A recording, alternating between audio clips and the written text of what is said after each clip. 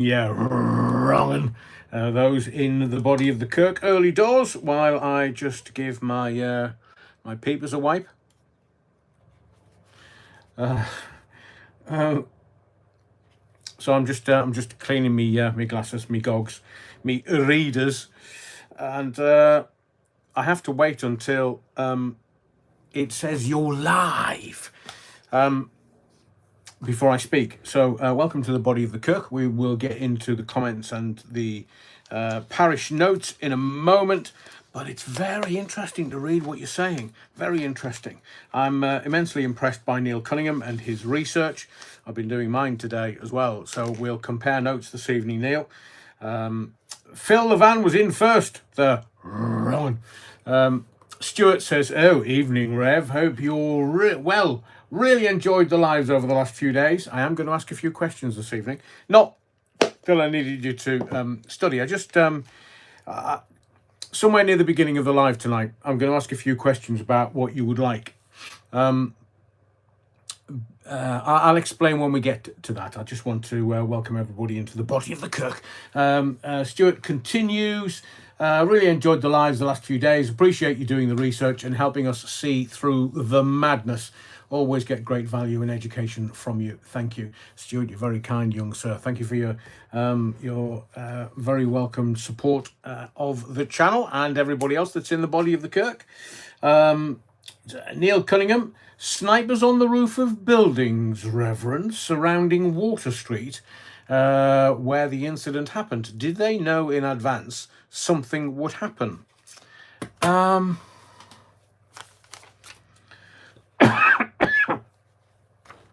Coughs back. I'm joking. How can I verse this? I know that for football matches, they have spotters on roofs. Not many, but enough. And it's down to certain police forces to kind of lead that. So I saw the pictures of the said snipers, and they weren't at sort of action ready, really, were they? Don't know. It is a queer one. It is a queer one. But I am going to. I'm going to have an update, a Liverpool update, as I'm calling it, because the mainstream media are sort of 24 hours behind everybody else. So we did the live on Monday, and if you're new to the channel and you have just caught up with these particular lives, then you really should watch that one. It was a wonderful team effort of the people that watch this channel, the people that were commenting in the comments, and me and my broadcasting background. So I out of the many 180 lives that I've done in the last couple of years, I really enjoyed Monday, and thank you to everyone that was there and contributed. But Neil is asking some very pertinent questions. I really have no idea why those snipers were on the roof. And I'm trying to get my bearings, because obviously I worked in Liverpool for Radio City for a few years. Neil Cunningham further, the registration plate of the Ford Galaxy doesn't show up on the DVLA database. Registration invalid. Depends which registration you're using, Neil. A lot of people are going, "Oh, it's not coming up, it's not coming up." But they're saying it's the last three digits is D, is it DPW or something like that? Well, it's not, it's O. So that digit on the last three letters, most people are saying it's a D. It's not, it's an O, and they're getting a hit on DVLA. You want to try it, Neil. Not sure which. I mean, you can stick it in the comments if you want, and I'll tell you whether it's the right reg or not. And I can't tell you how I got my corroboration for that, but I did. And I'm not teasing anyone, and I'm not making anyone wrong. I'm just saying that my information is coming via very impeccable sources. Neil also says an additional 24 hours to question the suspect and tracing the car's movements in the days before the incident. If you go to the Liverpool Echo website, they have a video of the car just before it went in and onto Water Street, and it might have been on Dale Street actually. It went into Water Street and then ploughed into the victims. But they have got CCTV from somewhere of the vehicle before it did what it did, and loads of people have now got those Ring doorbells. I'm not saying that businesses would in Liverpool, but I am sure that there's a load of CCTV available to the police if they so need it, and the Scousers are on the case. I'm going to talk about Liverpool and some of my questions about, should we call them knowledge gaps? Because you know me, if there's something missing, I'm like a rat up a drain pipe. So yes, Neil, we're going to address the extra 24 hours. It's an open and shut case. Why do they need extra 24 hours? Charge him and then either detain him, stick him in the cells until he's tried, or release him on bail. But we will talk about it in just a little while. So welcome into the body of the Kirk, Neil. You're always welcome. Paulie Galtieri, good evening, Adrian. Yeah, utter wrong. Evening, Paulie. And Neil Cunningham further. And to top it all off, Starmer's been here. Where? Liverpool. No. Good spot, Neil. Thanks for telling us that. It's all beginning to smell of a cover-up. You can smell the bullshit, can't you? Unless you're Emil Macron and the Chancellor of Germany and or Sniffy Zelensky. Napoleon blown apart. Evening, Reverend. I have to be in and out today. Story of your life, Napoleon blown apart. Hopefully it'll last longer than 30 seconds. Mrs. Blown Apart and I are babysitting a 5-year-old. Oh, good luck with that. I have earmuffs and Battenberg at the ready. Don't be saying anything about muffs at this time of the evening, Napoleon Blown Apart. Mrs. Blown Apart might just give you a Macron round your left ear.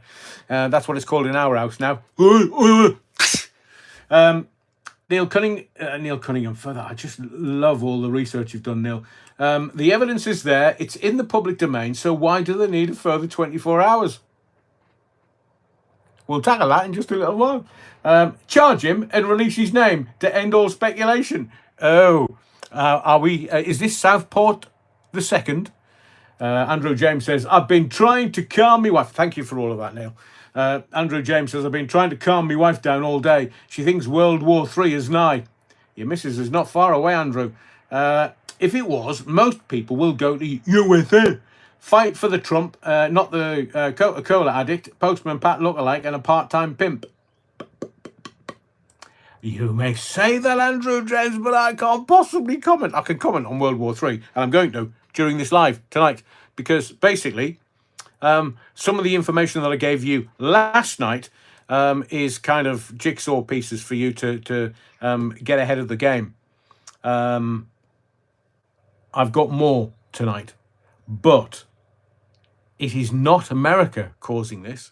It's not Russia causing this. It's the two-tier free gear, queer as folk Starmer that's at the head of the queue, and he's Council of the Unwilling. Didn't say that to Funboy 3, did he?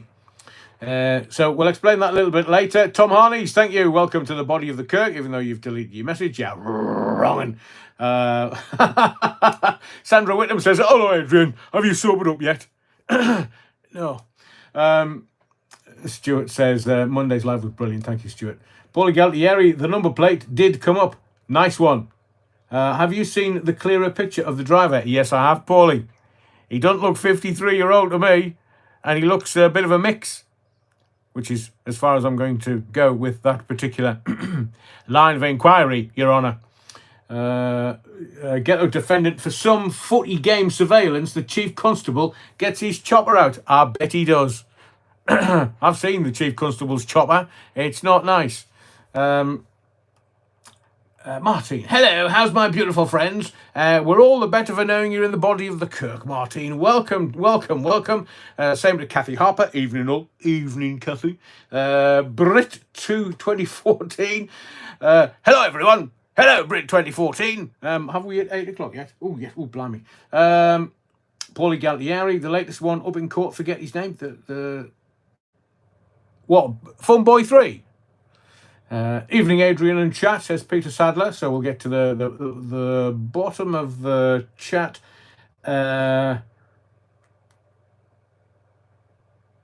Oh, Stuart, good shout. Thank you for letting me know. There was loads of comments when I came in at 7, and as I was typing mine, they all just vanished.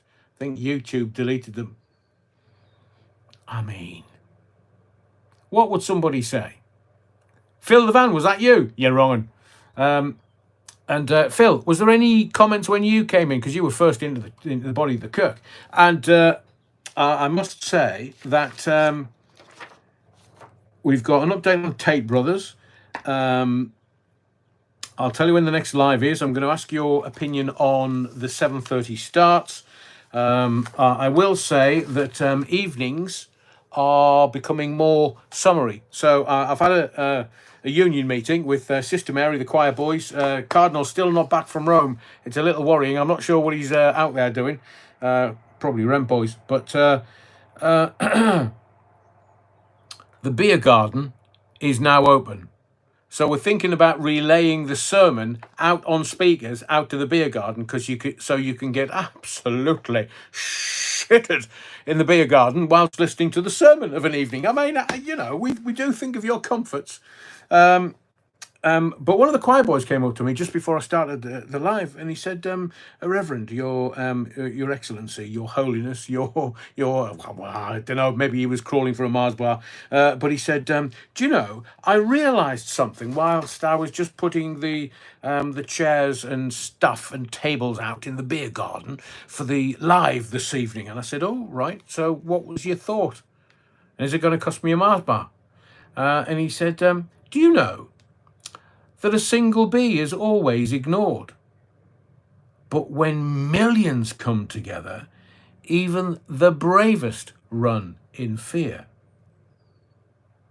I said to him, what the bloody hell are you saying? Are you speaking Swahili now? He said, no, Your Excellency. The one thing the government fears, and I have been listening to your lives, the one thing the government fears is the day we all stand together. Right, I'll go and finish putting the chairs out. I was like, wow, 11-year-old choir boy, bit of a philosopher. And it is the truth. A single bee is ignored, but when millions come together, even the bravest run in fear. The one thing the government fears is the day we stand together. So that's what we do here on these lives. We, like Monday, we work together as a team to get truth out. Otherwise, I do all my research and bring it to you in various forms, in various lives. So a couple more comments, and then I'm going to get stuck into the stuff. Kathy Harper, they are digging themselves deeper holes. Is that the Polis? Les Griffiths says, new woke Bond film where James transitions mid-film. It's called Coctopussy. Brilliant. That's very funny, Les. That is very funny. Rusty Roamings. Hello, I see you. And I see you. A community is the way to be. It is, because we can all laugh at Starmer. He thinks he's clever. He thinks that we don't know when he's on the sniff with Sniffy and Macron and the German Chancellor. He doesn't realise when we can see through things. Can't talk about it because what have they done? They've charged people. And the minute they charge people, we can't talk about anything ever because, well, sub judice. Aidan Wellsmith, they are worried Tories know it's the wrong side of the event horizon. Labour hasn't worked out. It's crossed it. Ooh. Manda Sky, somebody stole my chair out my garden, so I'm sitting on my doorstep. Bloody scrap men. Oh, there's nothing better. I mean, Harlem, the centre of all creativity in the world, musical creativity, they sit on their front step all the time. So welcome to the Body of the Coke, Manda Sky. Ray Norton, Parliament now has Prime Ministers question time. Very good. Aidan Wellsmith, no one has asked him if he enjoyed his trip. And it is a trip. Countdown is progressing. Uno, dos, uno, dos, tres, cuatro. And who was that? That would have been not S Express. The theme from S Express was Rolls Royce, and what's its face used it as the theme from S Express. Struggled there. So that's what I was reciting. Des Ashton, British politics is like a box of box of twats. You never know what you're going to get. Correct. So everybody's in the body of the Kirk. I think everybody's in their pew. Nicky Watson's just arrived. Evening, Nicky. Yeah, wrong. And Neil, the worst band of the 80s. Fun Boy 3. It ain't what you do, it's the way that you do it. Oh, I say. Is that a bag of Coca-Cola? Hang on a second. Brits warned to stay at home for 48 hours due to incredibly infectious virus. I mean, do these clowns not understand that we've seen through their bullshit? We know that Bill Gates is evil. We know Dr. Fauci is even more evil. We know that politicians will do anything to get their money in the politician's trouser pocket. We know that. It's all corrupt. So please, if you're just going to try and wind us up with, oh, there's another virus coming. Foxtrot Oscar. Foxtrot Oscar. Honestly, Foxtrot Oscar. Because we've seen right through your bullshit. And all we're doing now is laughing at you. Laughing. Because we know the Prime Minister, head corrupt. Hang on, maybe I should rephrase that. He gets at least £100,000 worth of freebies every year, and we know that for shit sure. So they can all just add a weird shite, man. So welcome to the Body of the Kirk. Welcome to Live 180. In the sermon this evening, we've got Beckham Watch. You can't make it up. I swear. So we're gonna start Beckham Watch, a daily watch to see whether these morons are in the daily papers. You know, the WEF puppet David Beckham can't get away from that. Went to Davos, went to the WEF, and received an award, one of 3 people, for his philanthropy. Philanthropy? What do you mean? What's he done now? He wants a knighthood. Charles the Weak, another WEF puppet. That's why little David. From what I'm being told. I wish I could tell you about the football player who got the nickname Shooter, and he got the nickname Shooter because he didn't last long. I mean, brutal, but I can't name him. I just can't. Not for A, to save his embarrassment, and B, he's a hard man, so I'm not. Maybe that's why he got Shooter. Soul Rebel, Fun Boy 3 nailed it with the lunatics had taken over the asylum. Correct. Gary Chabot, Keir Starmer has the Bum Boy 3. Brilliant. Evening all rich. Evening, welcome to the Body of the Kirk. And we need lots of comments this evening. So we're going to talk about the Beckham. We're going to talk about decriminalising weed. Because didn't I mention about 6 months ago that if they thought that there was going to be chaos and fun on the streets of England, panic on the streets of Birmingham, that they would legalise weed to kind of get everybody, off their tits, basically, so they wouldn't start kicking off. Les Griffiths, not a lifetime award for service to aviation. Yeah, no, Les, sadly, no. He probably does ride about in his own planes or somebody else's planes or helicopters. I think Vladimir Putin's going to stay out of those for a little while. Woolly bully, says Reg D. Oh, I say. Cuban Pete, not my king. Oh, well, you be liking what I'm going to talk about then. We'll talk about the Liverpool update and questions. We've got, what else have we got? Just letting you know what's going to be in the sermon so we can get stuck into it straight away. We're going to talk about Starmer, the backdoor merchant. We're going to talk about, the backdoor merchant. Yeah, well, that's what he's done with Europe. He's got us in via the back door. Go talk Royals, Charles and Canada and Camilla, all the big 3 Cs. Meghan's getting her royal titles taken away. Have you not heard? Give you that in just a little while.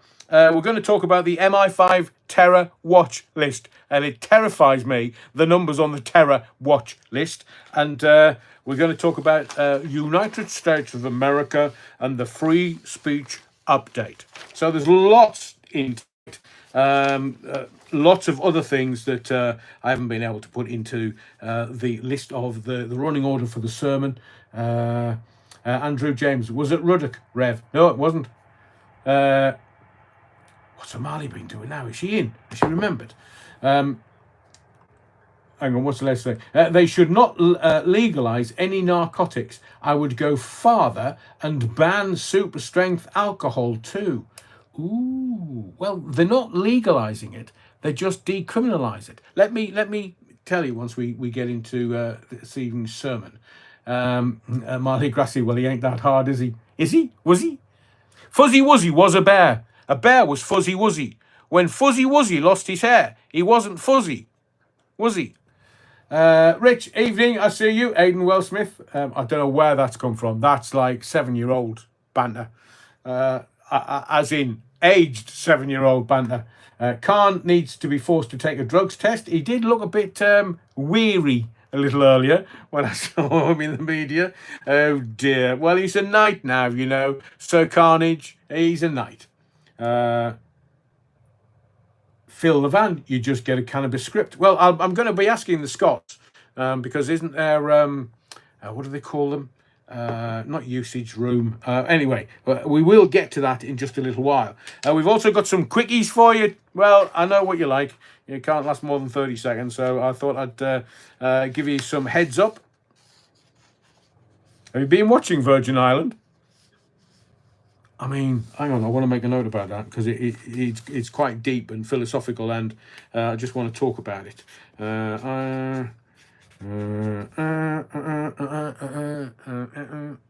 am I thinking about? Yes.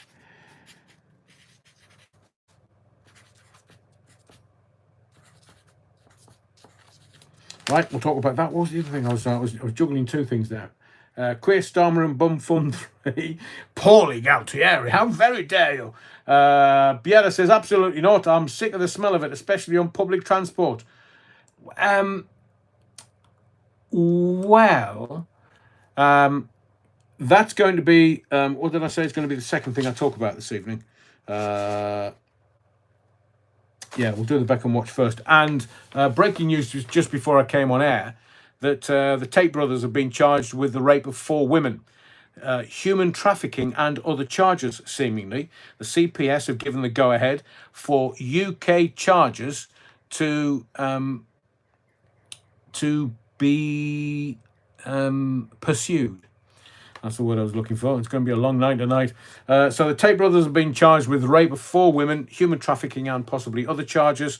The CPS have announced that they've looked at the case and they're allowing UK charges to be pursued. Now, I don't know where the Tate brothers are in the world. I don't know whether they're in America or back in Romania, and we don't have an extradition treaty with Romania, do we? Although there's plenty in Scotland, Romanians. Andrew James at Les Griffiths, have you seen the alcohol content in cans of lager in dodgy corner shops? Some are stronger than spirits. Oy, oy, oy, oy, oy. 21 charges in total, Rev. Neil's on the case tonight, definitely. Have you been drinking an extra strong coffee or something, Neil? But brilliant, thank you. 21 charges. 4 women, 21 charges. It's going to cost them a lot. My customer, Bugatti. Oh. Aidan says the pair were both born in the US but moved to Luton in the UK with their mother after their parents divorced. Yes, and haven't they got dual nationality, English and American? So that's why they could, or maybe dual passport. Les Griffith says, and Les is normally not far away from the money. Don't know much about the Tates, but it smacks of lawfare. Did in Romania. They were holed up in a jail cell for 3 months and they didn't press any further charges. Oh. Neck oil. Bill and Ben liked a little weed. So Arnie, that's quite funny. So I'll just say to you that today the total number of pages that the Beckhams got was a full, where was it? It might have been in the Daily Mail. Let me show you. It was literally some it was just a full page. So you know the story, the David Beckham family, the David Beckham slackers, the David Beckham. In my view, and I will tell you that AI decided he was one of the most overrated footballers in the history of football. He said he didn't have much pace. He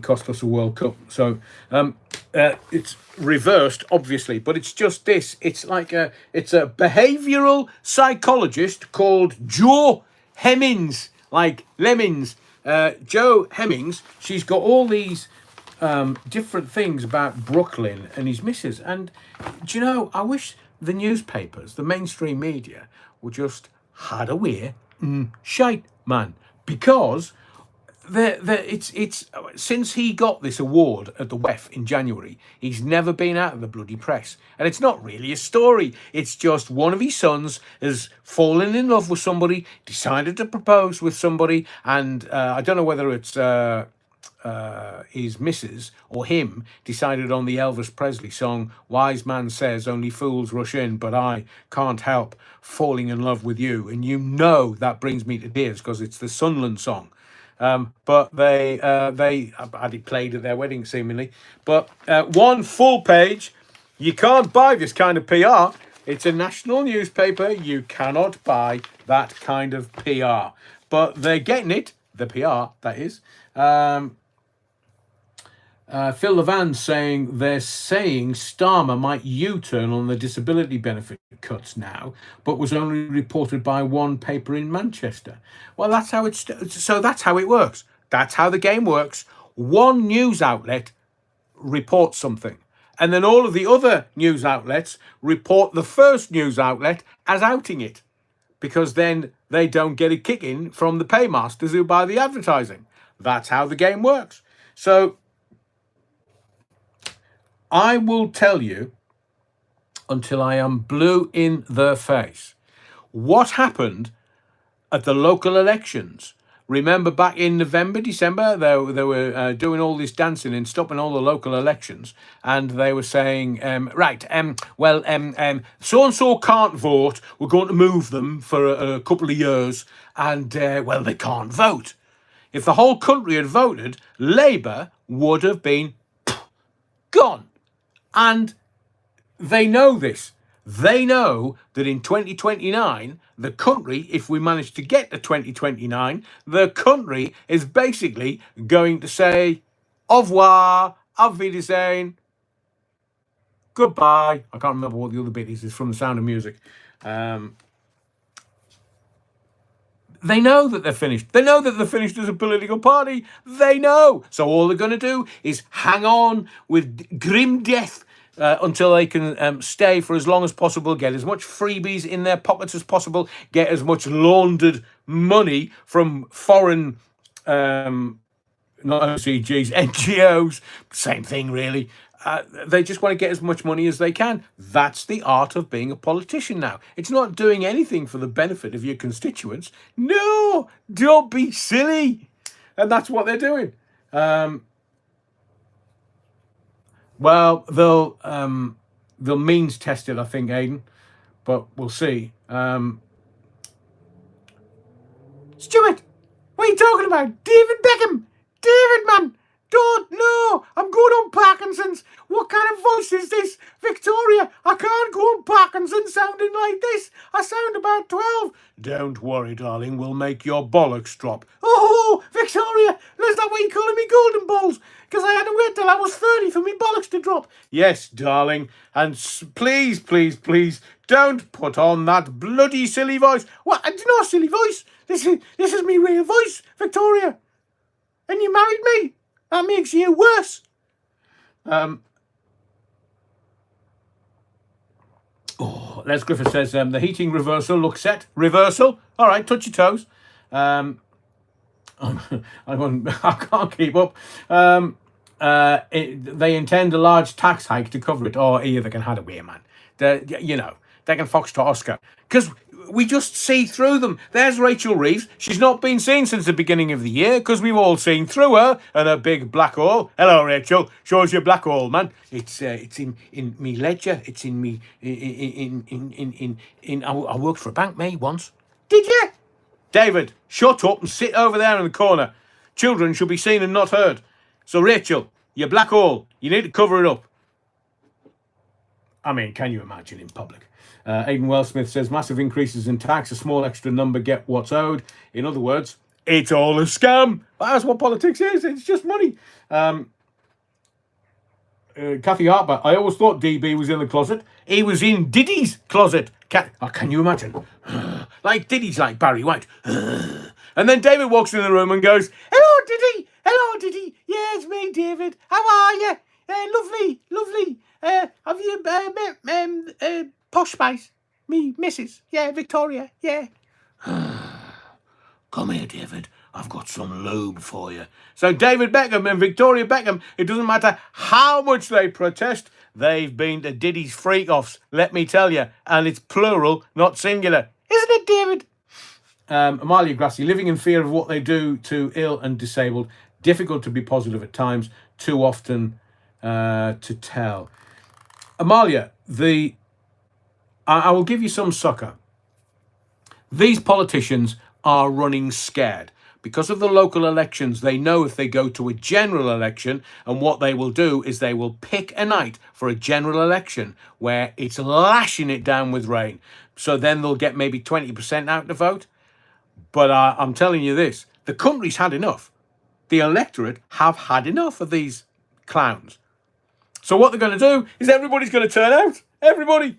And Labour's not going to get a seat, barely. Farage and Reform is going to rule the roost in the country, possibly for a decade, possibly for a generation. Who knows? Depends on which political parties are there at the time. The Tories might have gone. They might have bloody Bojo the Clown fronting them. Kemi not good enough. I'm sure she's relieved she's had another PMQs off because she never asks the stuff that the working man and woman want to ask of Queer as Folk Starmer and his Fun Boy 3. So I would suggest, Amalia, that they may talk it, but they won't dare implement it because there'll be panic on the streets of Birmingham if who did that? Smiths. There'll be panic on the streets of Birmingham if the Labour Party do anything. And I am going to talk about the MI5 terrorist watch list in just a little while, which I think you'll find quite interesting. Kathy Harper says, that's a very good spitting image voice. Oh, of David Beckham. Hello, it's me, David. Hello. Thank God for here. Thank God for the last. Thank you, Amalia. I know, I feel exactly the same way. Neil Cunningham says, Farage is talking to Dominic Cummings. Does he? How often? About how to win an election. Just for the giggles, I think we should have a Japanese person front Reform. Why? Because every time they have to say the word election, there's no such letter as L in Japanese. It's an R, not an L. So it would end up being, welcome to the 2029 election. Paul Morton says, really, no, it's not good enough. I know it's not. No, it's not. But let's get into, I want to, Andrew James, is Beckham pink and fluffy like Liberace? Oh, Liberace sued the Daily Mirror because the Daily Mirror outed him as uphill gardener. And Liberace, how very dare you? My audience know that I'm a heterosexual male that takes it up the bottom. Or words to that effect. He's dead, I can say anything I want. And the Daily Mirror had to pay money, like proper bunts out, when Liberace was going, how very dare you? My audience know me for the man I claim to be. Pink. But David, well, hello, did he definitely did. Aidan Wellsmith says the apathy party will pick up lots of Labour Party supporters. Well, there's UKIP. They're making a move. Tommy's out. Not out, but he's out. And there's Katie H. I think she fancies a bit of a soiree in politics. So you got Tommy and Katie, and then somebody's going to come out and kind of go, oh, I'll be a politician then. I can do that. So UKIP might make a forceful presence. Beckham feeds David helium for breakfast. Oh, Victoria, man, stop it. Stop it. I had to work for that with that voice coach for months for me, Parker. Because remember, he went on Parkinson and he was being interviewed. Obviously, Victoria was sitting next to him as his comfort blanket. And everybody was waiting to hear his voice. And then all of a sudden, it wasn't David Beckham. It was transgender Beckham. He just sounded like effeminate. But he's not. He's a bloke. He's a proper bloke. And you know, he's suffered some outrageous slings and arrows of outrageous fortune. Has young David, and he won loads with Manchester United, loads with Real Madrid. Likes a bit of extra on the side. Ask Rebecca Loose, the pig wanker, and you didn't see me lips move there. No. It was on the telly. It was on Channel 4. Everybody's seen it. Paul Morton says, on top of the candlestick, more like, oh, is that Liberace? Hello, Liberace. How you doing? Thought it was you. Lauren Taylor Robinson is back in court on the 5th of June next week. 2 charges of harassment. Yeah, that's why he asked everybody to donate money. I mean, Tommy must have a few bob now, after all the money he's been donated by his supporters, and quite rightly, because the boy is I mean, he's got the whole establishment against him. Torn Dial, Tommy's had a shave. I was saying that last night. First thing he did, went out a shave and a haircut, and did his presser outside the prison. Second thing he did, he went and did an interview with Liam Tufts for the Dozen YouTube channel.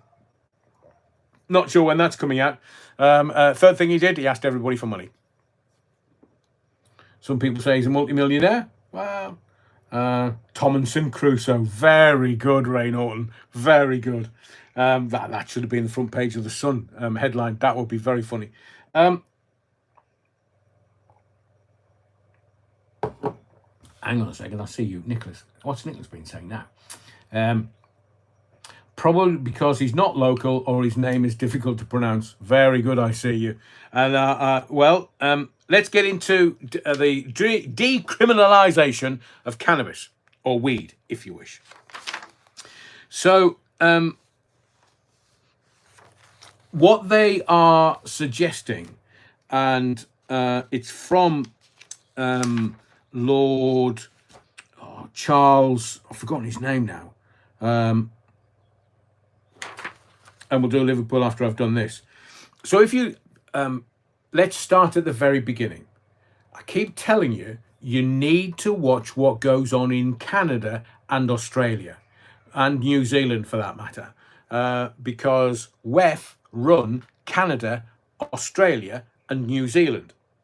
And WEF want to run Europe, and it's too big. So they choose little uns to be able to manipulate into doing what they do. And what they want is they want everybody off their tits on weed. Why do they want that? It's because you would be more malleable, and you would be more controllable, and you wouldn't kick off. I mean, how many people have you seen ever that's been having the odd toke at a party, obviously, and they've gone fighting? Very few. But it's the alcohol that causes people to kind of start and go out fighting. Phil Levan says, I'll have to get a greenhouse in the garden. They'll still see you, but they won't smell you. Why, Abby? Sorry, Abby, I think you're a first timer, but welcome to the Body of the Kirk. Abby Caston says, I already get bud in prescription privately. So, in Canada, it's legal. So when I was over there for a skiing trip with the new Mrs. Allen to Whistler, we were in Vancouver for my birthday, and we were walking around trying to find some eggs Benny, and 24 hours a day, 7 days a week. It's like, oi, oi, oi, oi, oi, it's really strong round here. Now, I will nail my colours firmly to the flag post. I am zero tolerance around recreational gear, simply because, not medicinal, recreational. And the reason being, weed is a gateway drug. And at one point, when I was in South Wales, who was the name of the guy who was Mr. Nice? He was the weed smuggler. I can see him, but I can't remember his name. He's dead now. And I was invited by one of the other presenters, Howard Marks. Thank you, Phil Levan. So Howard Marks, Mr. Nice, was doing something at Swansea University. And one of my fellow colleagues said, Adrian, would you like to debate drug use with Howard Marks? And I was like, how do we and shite? So I'm going to be debating recreational gear with a man that smuggled it in front of an audience that smokes it. I mean, that would be like a bear pit, a very sleepy bear pit, albeit, but died of cancer, I know, Phil. No. So they were very disappointed that I wasn't going to take him on. And as ICU says, especially in America, weed is a very lucrative business.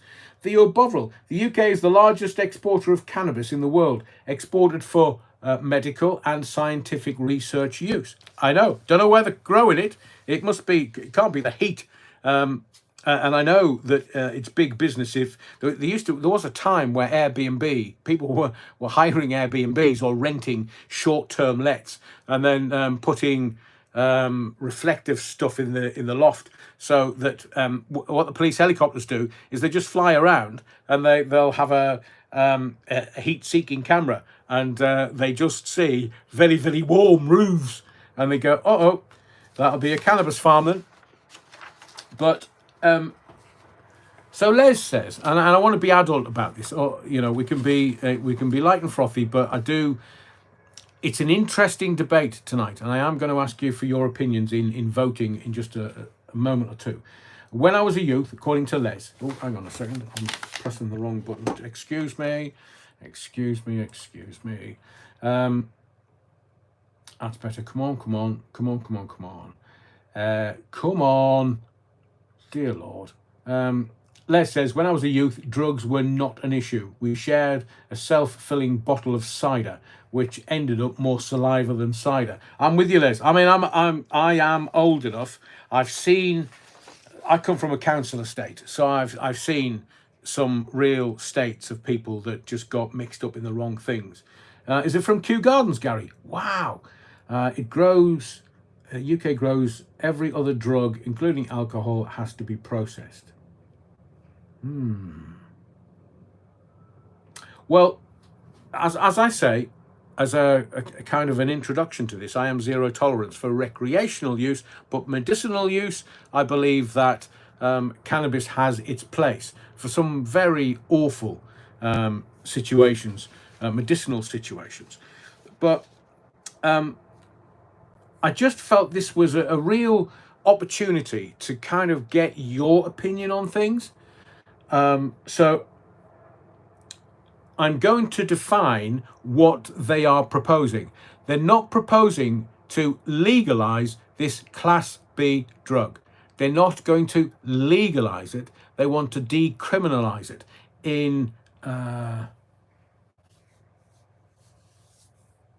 Thank you, Nicholas. Will do. And mushrooms. What do you think of alcohol? I think mushrooms do have a medicinal place. I think there's far too much anxiety. There's far too much depression. And people are really struggling in today's society. Really, really struggling. And I know that there's research being done now around cannabis and mushrooms, and to a certain extent, MDMA. But it's all in controlled environments. It's not necessarily just, I'll go and buy some from your local dealer in the pub and then go home and enjoy it. That's not how it's being suggested it's being used. Les Griffith says, I get morphine on prescription, but it is closely monitored, and no, it's not because I was a drug user. Les, There's Luke O'Neill for Sunderland, who popped his shoulder, and they had to get him down to the medical room at Wembley and pop it back in. And you could tell he was puffing on a vape of some kind. That was morphine. He was off his tits on morphine. He didn't feel a thing. But, it was legal because it was prescribed by club doctors, etc. It was for medicinal use. The boy had just had his shoulder popped out and then popped back in again. I mean, can you imagine the pain? Abby Caston says, yes, it's a complete game changer, was never seizure free, had grand miles every 2 weeks approximately. Since using cannabis, I have had 1 or 2 a year, and I quit the morphine now for arthritis. So what the proposal is, it's not a Canadian proposal where they legalized it. I'm not sure if they've allowed it in Canada and or New Zealand, but I did say to you, I'll repeat myself, 6 months ago, that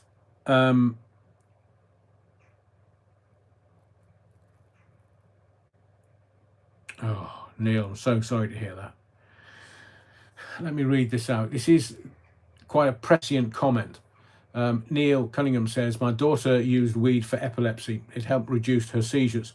There was a drought, she couldn't get any, and she died a week later. So there is a place for medicinal use of cannabis and an adult conversation to be had around that. And I know that these morons in the Pink Palace in London, they're never going to do anything that is going to benefit you. Never in a month of Sundays. They will always say, no, we're not going to do that. No.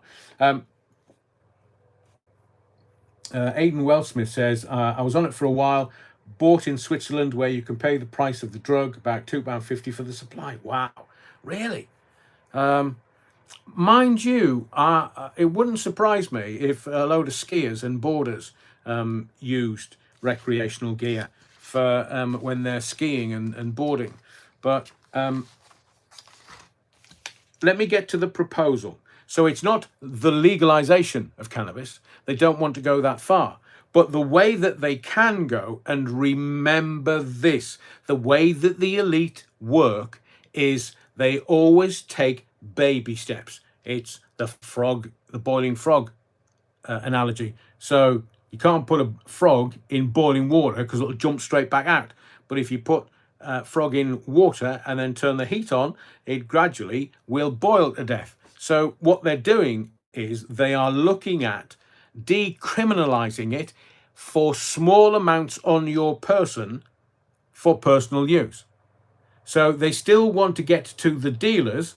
They just don't want, and this is why I think Tulip Carnage is wanting the decriminalization of recreational weed, because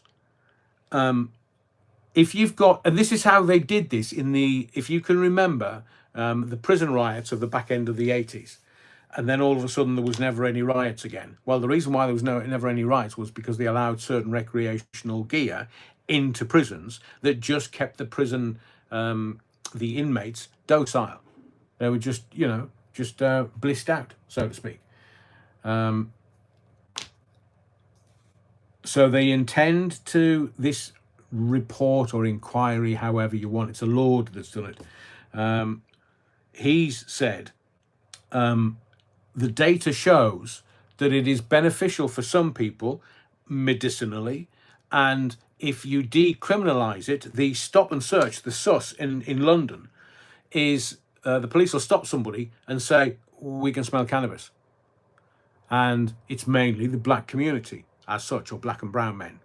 And the police can use that for stop and search. So if they take that away for someone who may have a little for their own recreational use, not supplying the whole of the estate, obviously, but if they've got any on them, they can't do anything. So it may stop, in certain circumstances, the stop and search by police on people that might just have a little recreational on them.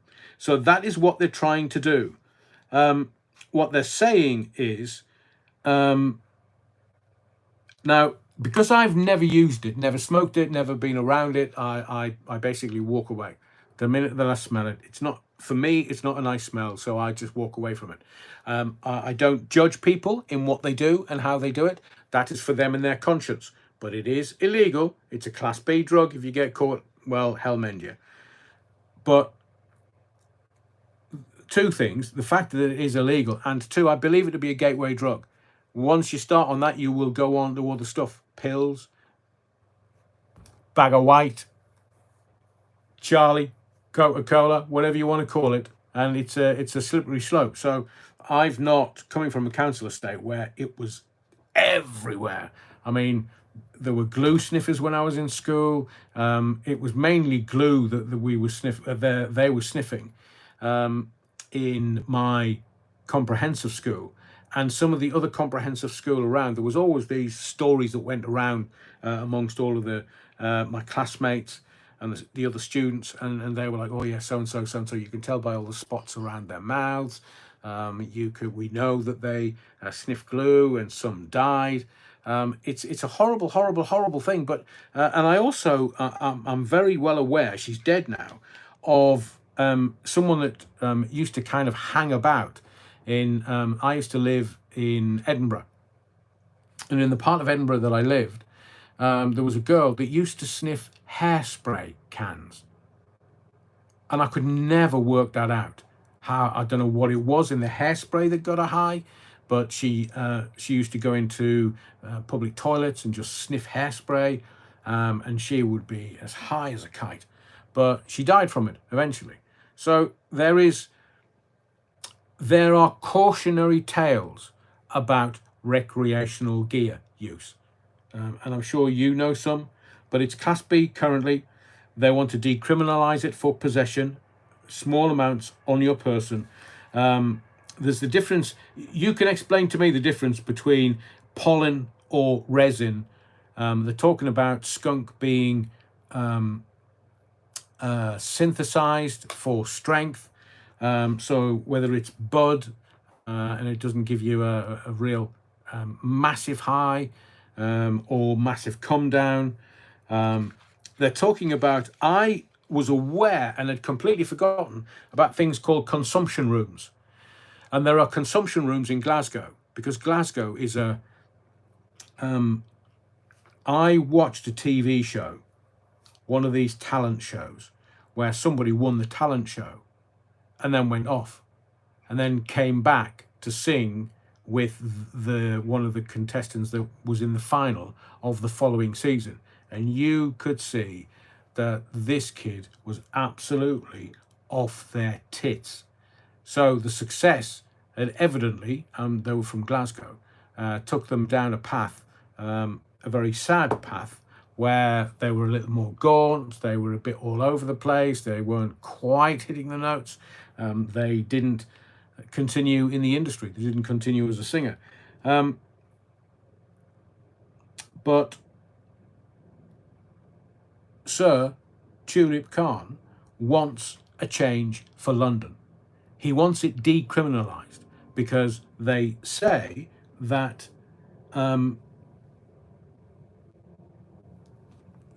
it will benefit the city.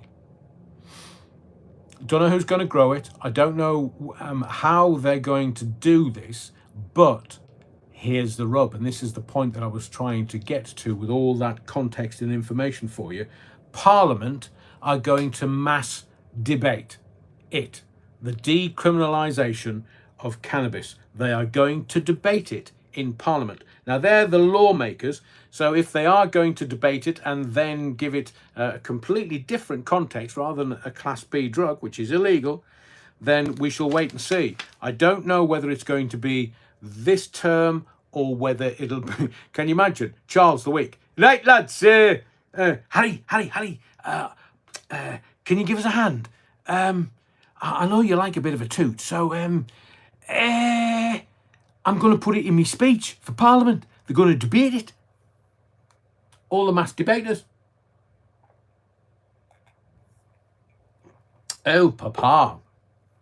If they're going to decriminalise it, I won't have to go knocking on friends' doors and getting caught on Ring cameras, will I? So, if they decriminalise, I will come back to the UK. No, son, no, sorry, dear boy. I didn't say we were decriminalising it so you could come back here and get off your tits again. No!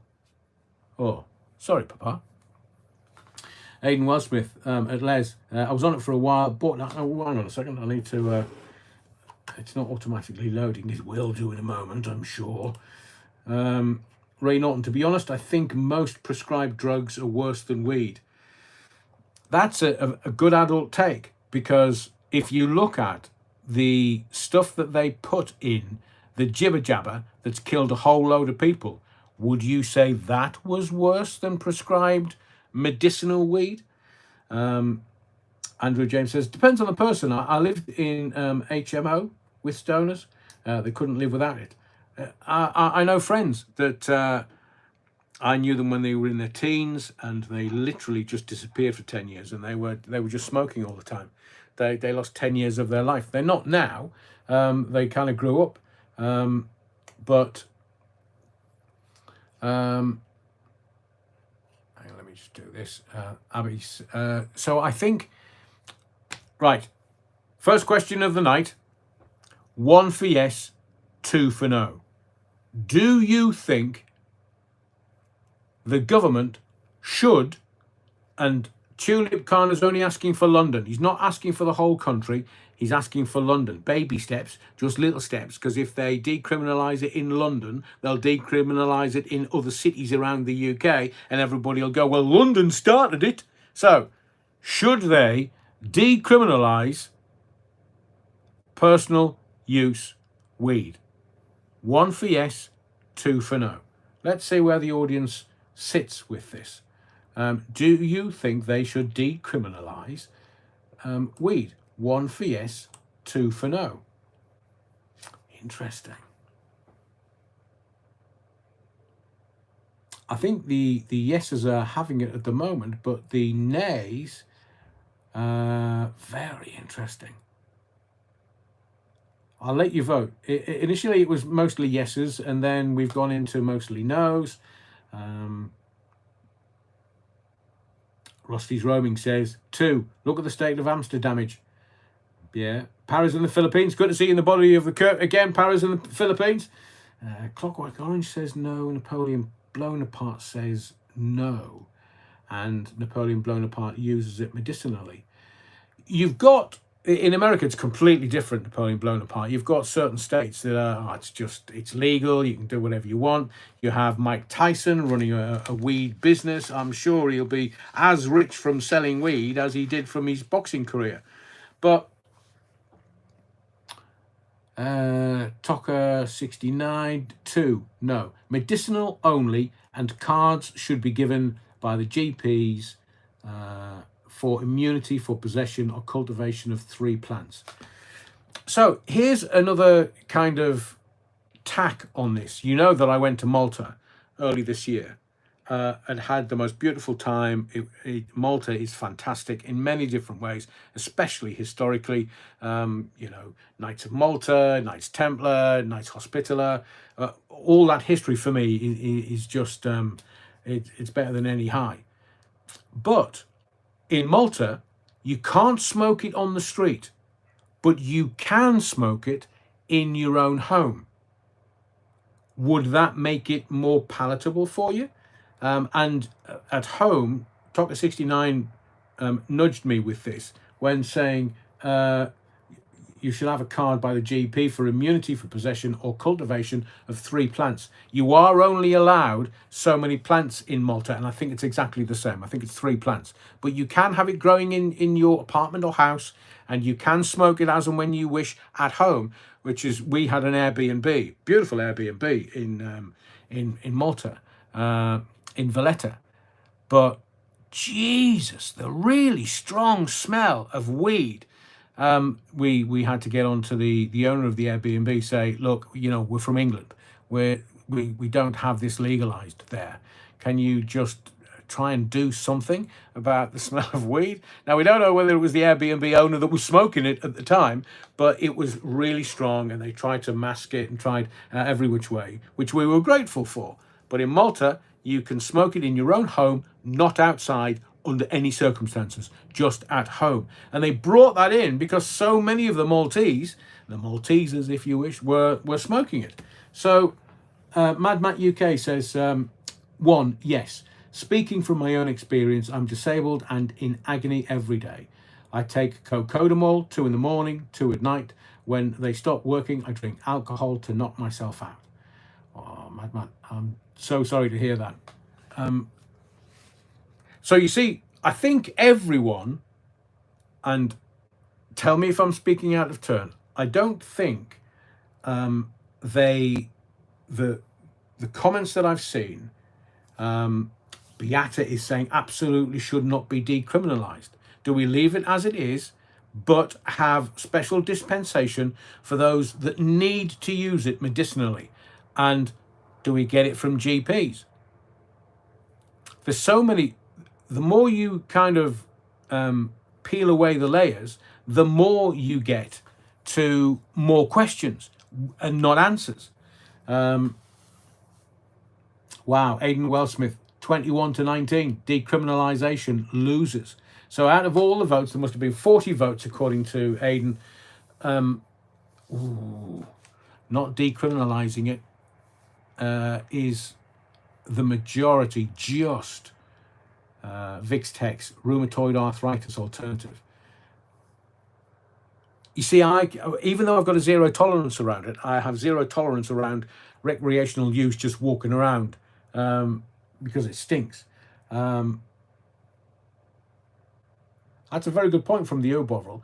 How can the government legalize or decriminalize weed yet want people to stop smoking? Oh, sorry, how can the government legalize weed yet they want people to stop smoking? And vaping, I think they want all that stopped. Do CBD gummies work, or is it a placebo? Interesting take, Andrew. That will be interesting to find out, because I know it's kind of the in thing. Stuart says the smell of weed is stronger than cigarette smoke. It would probably take longer to get rid of the smell of it from your home. And the reason why the Mayor of London is talking about this, and why whomever has decided to facilitate this might be Big Pharma. If there's an avenue to make a profit, that's where they'll go. But interesting, Abby Caston, I didn't know that. You can use it, sorry, you can eat it, and you can use it in creams and stuff. You just can't smoke it. Neil says disposable vapes are banned from next week. That's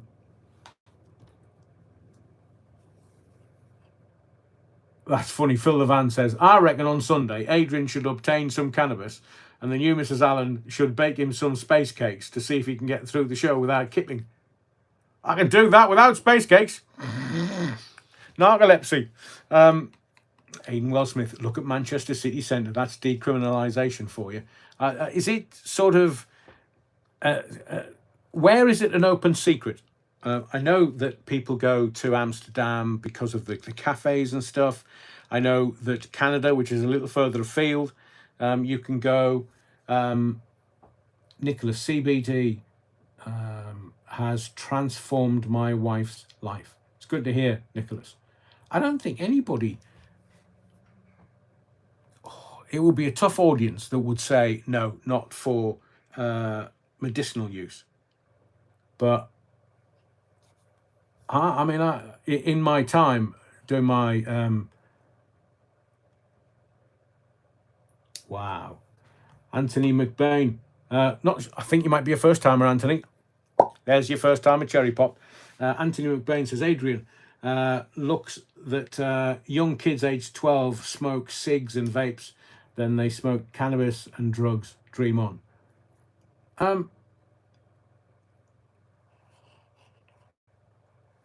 Well, I am aware of kids as young as 13, 14 smoking weed. they're barely able to make a conscious decision around sex at 12. That's the legal situation in this country. They can't make an informed, consensual decision before 12-year-old in law. They can't.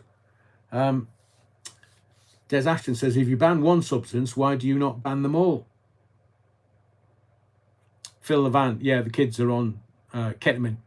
I know, Special K, horse tranquilizer. They're not doing as much weed. Peter Conway, never touched the shite. As I say, there's a very clear line. There are some people that have tried it, that have gotten on with it. It hasn't ruled their lives, hasn't controlled them. That's recreationally, not medicinally. But the vote was very close. It was almost 50-50, 21-19 with all the votes that came in. Thank you, Aidan. That says no to decriminalizing cannabis, weed. So let's keep an eye on that. Yeah, I know, Darren. Darren has put it into literally a few words. Slavery, that's the ghetto. And if you are addicted to recreational gear, you're always going to have a slave mind. You're always going to be a slave. And you're always going to be in that ghetto. And I'm not suggesting it's you. I'm just saying in a general sense. Stuart says, I've only tried a cigarette, nothing more. I've not even had a cigarette. Because without speaking out of school about my mum and dad, because I love my mum dearly, but they were like 40 a day cigarettes. We would sit and watch TV as a family, and it was like you need a machete to cut through the smoke to be able to see the TV screen. That's how bad it was. And from an early age, I just decided that was not for me. People make their own conscious decisions. It just wasn't for me. Cigarettes and or anything a little stronger. Les Griffith says, I never took drugs for a high. I got a high from my hobby. I was a peeping Tom. I mean, Les, behave you wrong. I'm sure you didn't get arrested. Andrew James says, I did experiment, but nothing for me. I get a buzz from wine and Newcastle Brown. Oh, bottle of the dog, Andrew. Peter Conway, Stuart, well done. Nuts and bolts. We need the drug laws updated to reflect the science. Agree with you, nuts bolts.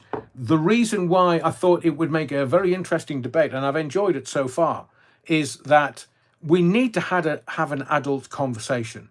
We need to get round this, and I agree with nuts and bolts completely. We do need to look at the laws and whether they're 2025 appropriate or 2026 appropriate or 2030 appropriate. We're now, as a society, evolving beyond all of this. We're not hippies from the 60s. We're not, cocaine. Once we got through the hippie stuff in the back end of the 60s, then it was the marching powder in the 70s and showbiz powder in the 70s, and then the 80s, and then the 80s came and we went into ecstasy for Manchester and Ibiza, MDMA. There seems to be a generational recreational drug. And do you know something? I can't make a video about this conversation because anything mentioning drugs on YouTube is not favored for advertising. So that's why I bring all of the adult conversations that I believe you would enjoy interacting with to these lives, because we couldn't do this subject on YouTube other than this live. Ian McGee says, doctors years ago told me, go to a dealer for gear, better than painkillers, he said. I know, and you can get addicted to medicines from doctors. That's common. Jackie says, it's hard watching my son not looking after himself. House a mess, stinking of weed, is a shadow of his former self. I had 3 sons and have 1 left. I pray every night for a miracle. It's tough, Jackie. I mean, that's, as I was about to say, and I wish you well with your son, because it's very difficult. There are support groups out there, and I know that there are. Thank you, Neil. Always appreciate your support. I know that I'm trying to, while I talk to you, I'm trying to think of,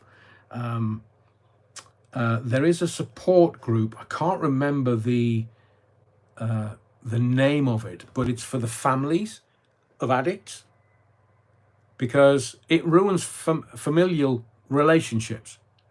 I do hope that you and your son are able to get through this, and eventually he will see sense. But if I could remember it for you now, Jackie, I would suggest go to this organization. It's not NA, it's not AA, it's all around the families of addicts, and it's a talking group, but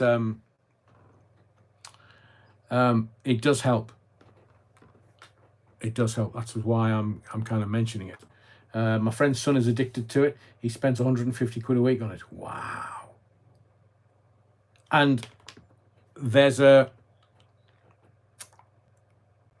before I go to Liverpool, let's juxtapose this with the generation that's coming through. So we had the hippies in the 60s. I mean, the Beatles. If the Beatles hadn't had gear, they wouldn't have been as creative as they were. It's obvious that they admitted to doing LSD and weed. They did some speed when they were in Germany. They've admitted that. Now, this is not a judgment at all. But if there was no recreational gear, there would be no Beatles. Nutsbolt says, if drugs were properly regulated, it would remove the profit incentive to push drugs onto people when they're too emotionally vulnerable to say no. In the newspapers today, there's a story of a couple, partnership, who went out to Thailand, and they bought what they thought was cocaine. They bought a bag of cocaine, went back to the hotel, and it wasn't. It was crushed up all kinds of bits and pieces. And it killed them both. That's today, in today's newspapers. Don't have to go too deeply into the story, but it's a very sad case of people going out somewhere, trusting, buying what they thought was cocaine, getting back, getting into it, and then they both died that night from whatever they'd imbibed.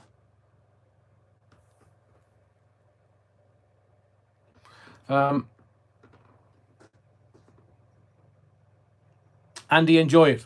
We've been having an adult conversation around recreational weed use and the possible decriminalization of weed. That's what I was going to say. So every generation has their go-to gear. So in the 60s, it was weed, unless you were the Beatles, who probably did everything under the sun. We know that the blues guitarist from Fleetwood Mac did too much LSD and fried his brain, and didn't come back from that. And so let's say weed was the predominant gear of the 60s and that generation. That might have been, I mean, there was, what were they call them? Quaaludes, and pills in the 70s, but it marched on to, quite quickly, cocaine. It was the showbiz gear, it was recreational gear. Napoleon Bonaparte says, even the legal stuff here is laced. You can't trust anything unless you have someone that you've known a long time as your source. Sid Barrett, yes, that's the one I was thinking of, Soul Rebel. Sid Barrett 2 from Pink Floyd.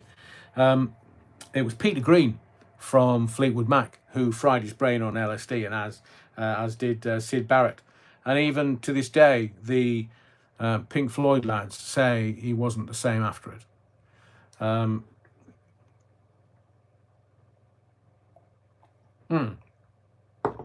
Phil Lynott was also a casualty. I think his was heroin, Les.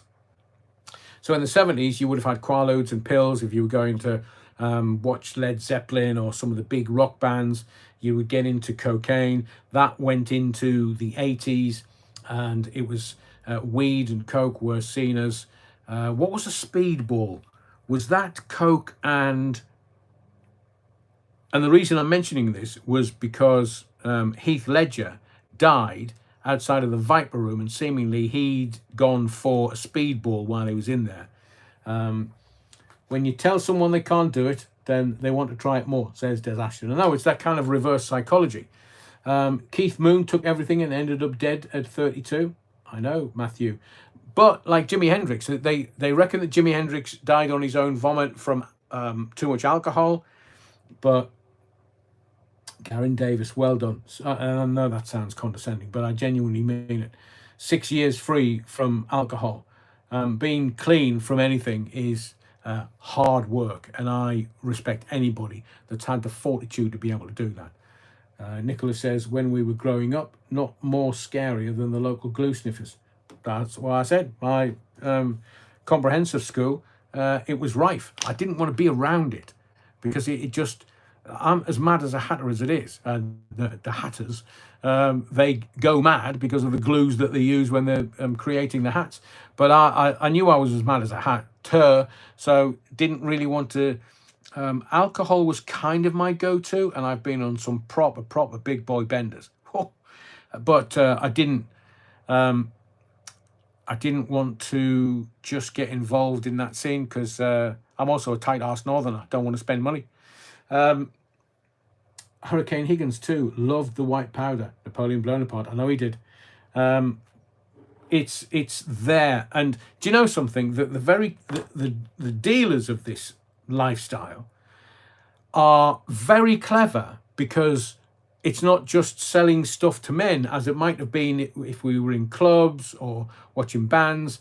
Didn't Elvis die of a burger overdose, Ray Norton? No, he died of a heart attack that came on from laying cable or dropping the kids off at the pool. He was on the toilet, dropping the kids off, poof, heart attack. Or Queen Victoria, she loved the old... there is a saying in the northeast, she loved the old chucky pudding. And Albert was first in the queue when they were handed out, seemingly. Brain freeze from a jubbly was enough for me. Oh, Les, the joys, especially in heat. But so if you've got generational go-tos, when we've got Brian Harvey being debated in the House of Parliament because of his ecstasy use, now it's MDMA, and now we've got ketamine. The kids are just, because it's cheaper, you get a better hit. It's kind of the old hippies that are still doing... I've been in pubs when an old boy's come up to me and gone, do you want some of these roly papers? And they were like 1.5 foot long. I was like, no, I'm fine, thank you very much, I'd rather have me beer. Snake bite, mate. Elvis must have been a strain on him and his heart. But if you believe that Pastor Bob Joyce is actually Elvis, he didn't die. Looks like him, but the really weird thing is, just Google him. Honestly, he's all over YouTube. Google him, and his profile's coming up because he's in his early 90s now. Pastor Bob Joyce. He sounds like Elvis. In fact, he sounds more like Elvis than Elvis sounded like Elvis. So Pastor Bob Joyce, Elvis is still alive, and he's allowed to go into Graceland anytime he wants. So, not sure whether Elvis is dead or not. Lionel Layton unrehearsed. Sorry, age problems with fingers. Seemingly, weed's good for arthritis. Lionel Layton. Malia says, unrehearsed, cool. Oh, sorry, yes. He didn't die, he just went home. Bless you, Kaz. Neil Cunningham. Oh, got the email. Thank you very much, by the way, Kaz. Leah Betts should be a poster for not using ecstasy. Well, they've moved on, Neil, to MDMA, which is the main constituent of ecstasy. So it's evolving. And you know that with ketamine, there's recreational gear coming out of Israel. And when I'm aware of... See if I can split this up. I'm aware of something that they call zombie drugs. And basically, you take them, you are instantly addicted to them. I don't know what their real names are. I just know them as zombie drugs. And you literally end up with lesions all outside your body. And that's why they call them that, because it looks like you're turning into a zombie. And people that take it are instantly addicted, and many have died from it. And so what happened was the policing around drugs, recreational gear and the zombie drugs, tried to intervene and make people aware. But there are some chemists in Israel that So the police will say, this is illegal. This particular synthetic drug is illegal. So what they'll do is they'll just change one or two parts of almost the DNA of the drug, so it's not the same as the drug that they've just made illegal. And then they sell that, telling the kids it's not illegal. So it's like, for the police and for the system, it's like whack-a-mole. They're trying to stop them, and the chemists just change the constituency or constituents of that particular drug, the DNA of it all. So Soul Rebel says, Leah Betts was a poster girl, sadly, when my kids were at school. Officials would try to deter the impressionable youth. But it's that, I believe, that kids will, they just think they're going to live forever and act as such. Well, no, Leah Betts thought that. The 20-somethings in Thailand who went out for coke thought they were buying coke, got back, it's killed them in their sleep. I was in Lisbon, just walking around with the new Mrs. Allen. We'd been for food or something. We'd been out for a meal. And obviously, the dealer is a businessman. The businessman just wants to make business. And now I'm an older boy. And this guy, I was literally walking a crossing with the new Mrs. Allen. And he just appeared from nowhere and says, "Cocaine, sir?" Because I'm an old boy. Give the old boys a lift if they're going back home for a dance. And he said, "Cocaine, sir?" I said, no, you're all right. Ask again and I'll flatten your nose. Martine says, painkillers damage your tummy too. Yes, there's always a price to be paid. So let's monitor this, because I do think that the lawmakers are going to debate this.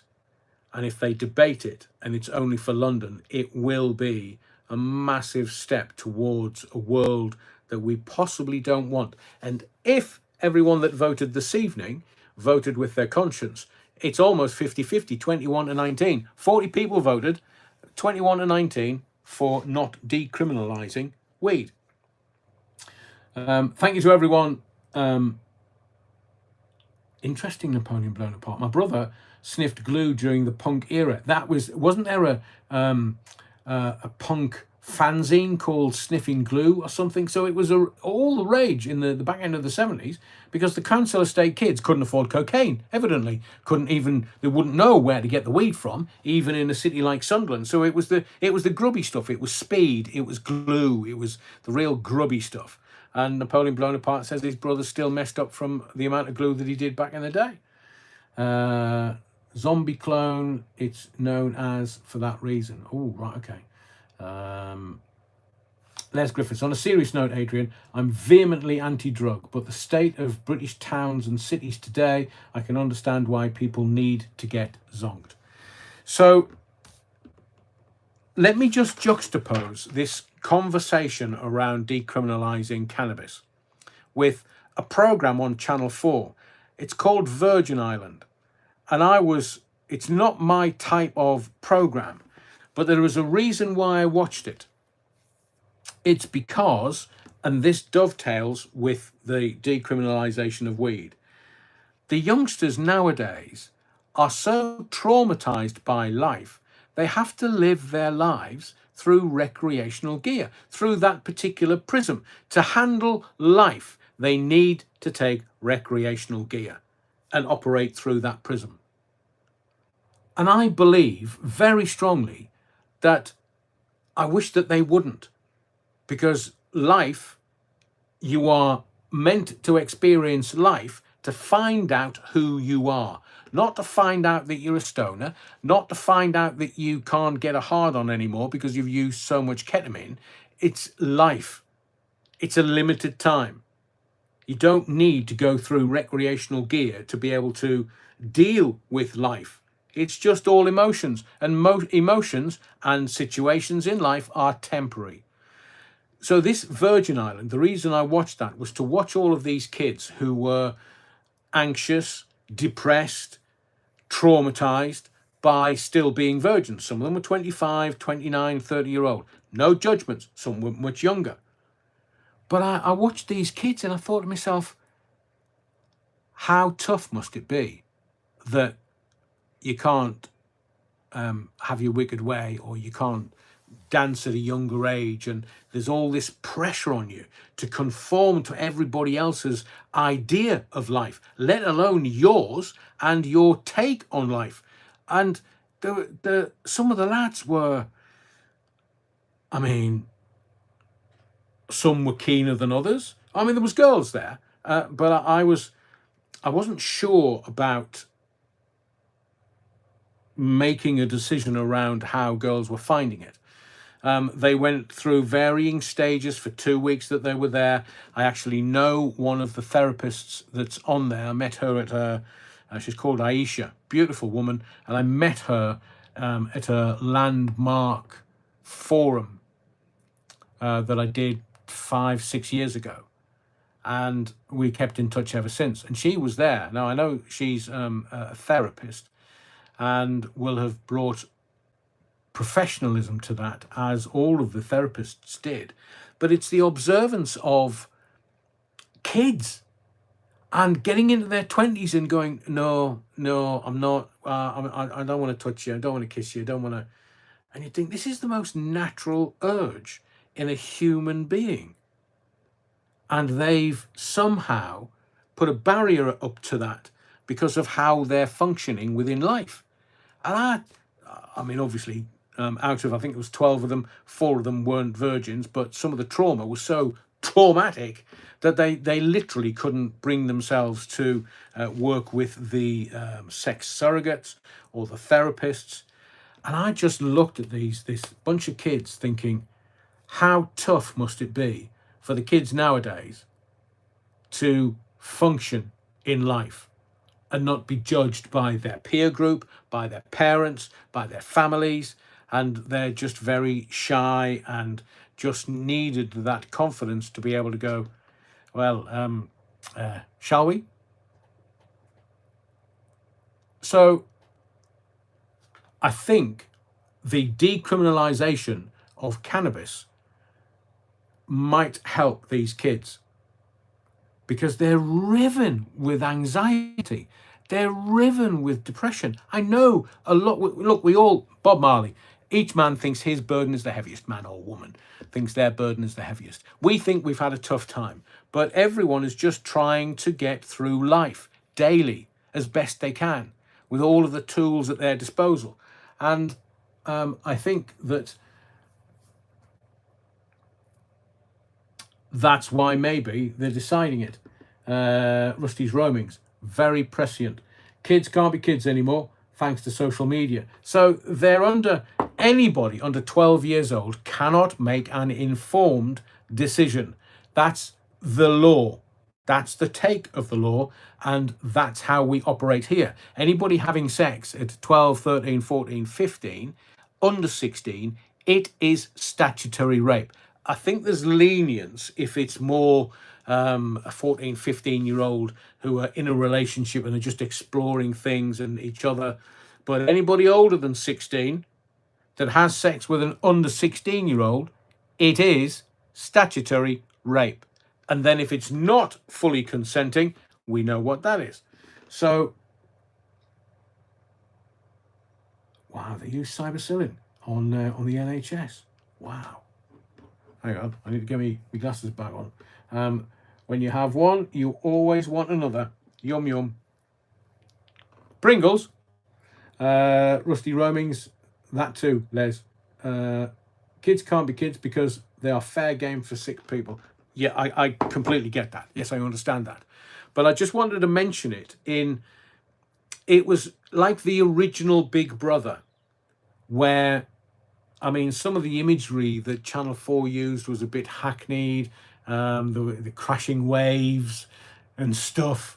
And you just think, I don't know whether this is a parody of things, or whether they're doing a social commentary or a social investigation to see how the kids of now, the teenagers of now, are functioning within their life.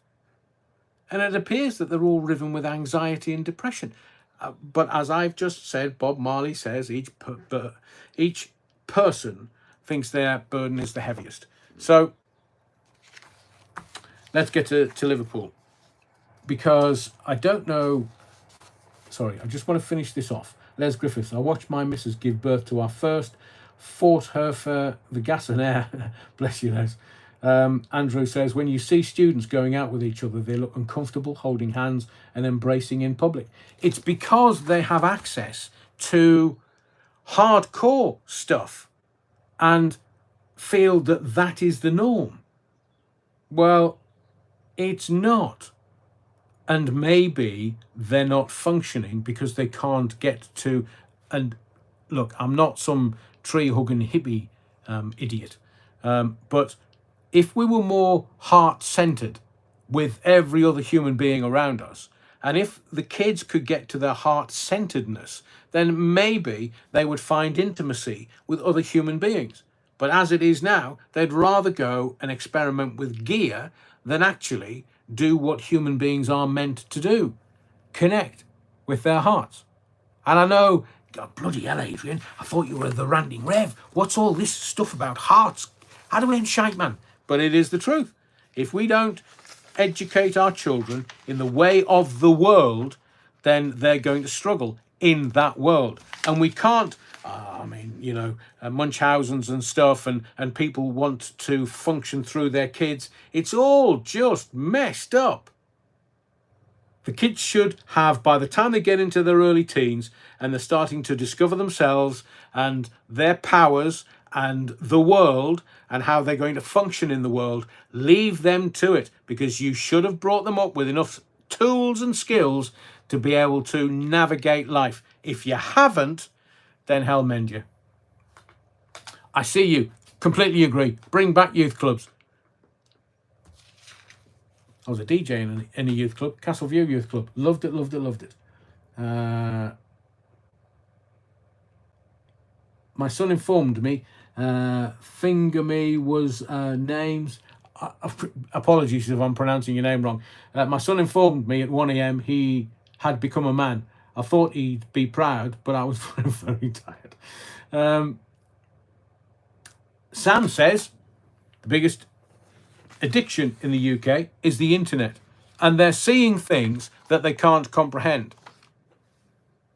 So it's you can only respond from your level of understanding, and we all operate through different filters, through different experiences, and that's life. But these kids on Virgin Island, honestly, it's interesting. Not my kind of program, but I watched it as a social commentary to see what kind of things they were bringing to it, and how some of the kids, teenagers and 20-somethings, were functioning within it. Mobile phones, most addicted things for kids, says Ray Norton. Let's quickly talk about Liverpool. And after we've spoken about Liverpool, we'll go to some of the quickies that I want to tell you about this evening. Now, today, the police have successfully applied for a detention extension. So as I said to you, the police process is arrest. They have to charge them within 24 to 48 hours. Sometimes it's 24, 36, 48. After that, you have to apply for an extension. If it's terror related, then you could have up to weeks and weeks and weeks. Could be up to 9 weeks. But evidently, they've applied for an extension because this is not terror related, as far as we know. Because they said that Southport wasn't terror related either. In my view, from what I've seen, oh, absolutely, it was. So the Liverpool event, as I'm calling it, not to fall foul of any legalese, the Merseyside police have successfully applied for a detention extension. So all of this because there's people online who are aware of gaps. Some might say knowledge gaps, some might say information gaps, some might say question gaps. It's not, they're patting each other on the back saying, wasn't it brilliant that we told the world that it was a 53-year-old white Liverpudlian from West Derby? They're congratulating each other because they did that. So whether it's a knowledge gap or a gap of any kind, they're going to have to charge him by tomorrow. And if they don't charge him, because we were told it was a 53-year-old white man from West Derby, if they don't charge him tomorrow, there's a rabbit away. And I will say that there are people online who are just waiting for it. They're waiting for something to come out because they don't trust the people that we're meant to trust.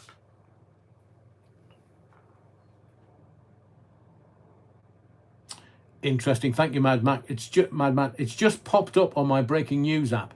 Neighbours say it doesn't make sense as he's a fantastic dad.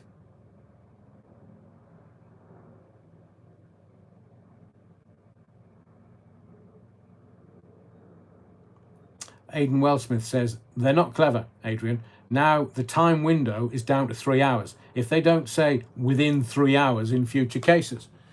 It's all... So I've been, as you know, I keep the newspapers as an archive.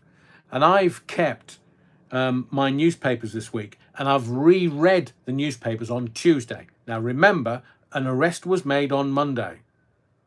And it was the wording, a man has been detained. And I thought, I'll just say this. Aidan Wellsmith says the BBC says it was an RTA, misinformation.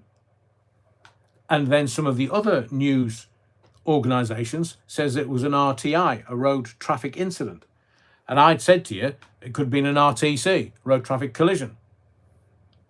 But it's in the language that they use. Sandra Whittam says, could it be they're waiting to see if any of the 11 die? Then it would be murder.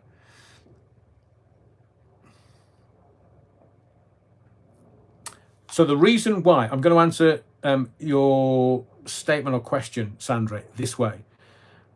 I went to read Tuesday's newspapers and then realised that although at the time I felt we were getting a lot of data, a lot of information about what had gone on the previous night, and we knew that an arrest had been made, and the police said it was a detention, a man had been detained, but they didn't say why the man had been arrested. That was in the papers Tuesday morning. So what could have happened is the police could have said, we have arrested a ginger man from Sunderland and take it from there. We've arrested him on such and such charges. And then if that didn't suit them, they could then de-arrest the ginger man from Sunderland and then re-arrest him on different charges. Because it's just a police process. The police are the evidence gatherers. That's all they are doing. And if they have a suspect, they arrest them quickly, charge them quickly. This literally is an open and shut case. So what are they doing?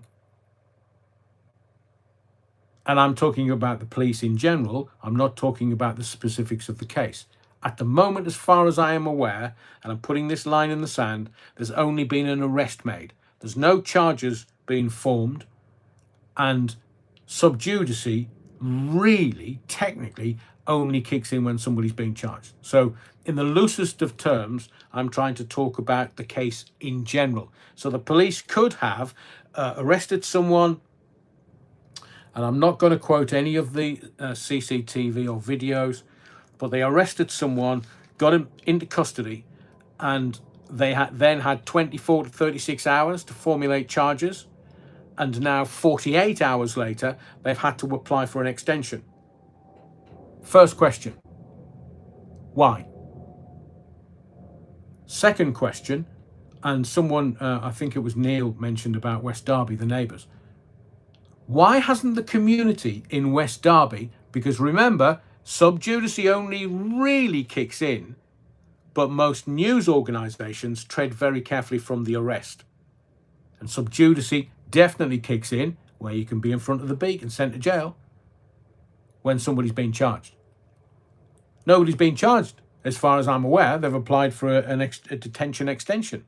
So let's see what the newspapers bring in the morning, and what I am going to attempt to do tonight at the end of this live.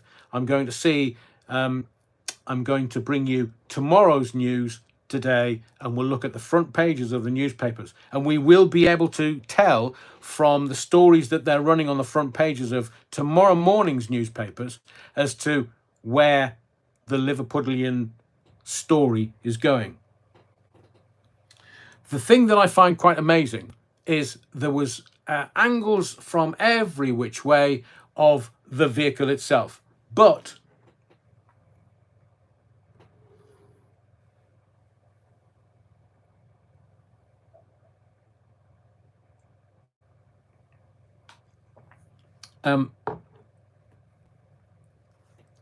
there's from above, on the ground, from behind, from the front. There's lots of videos to show you the vehicle. And yet, there's barely one picture of the driver.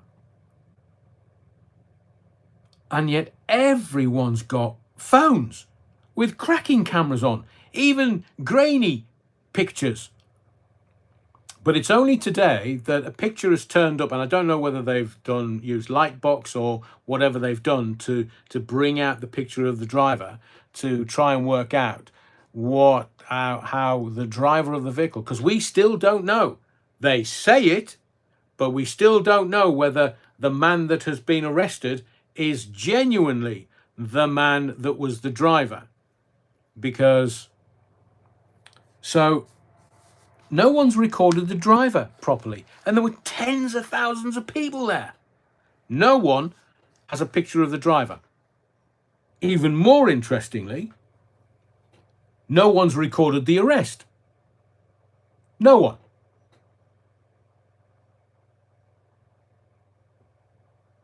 Why? Not even those people who were filming it from above or filming it on the ground.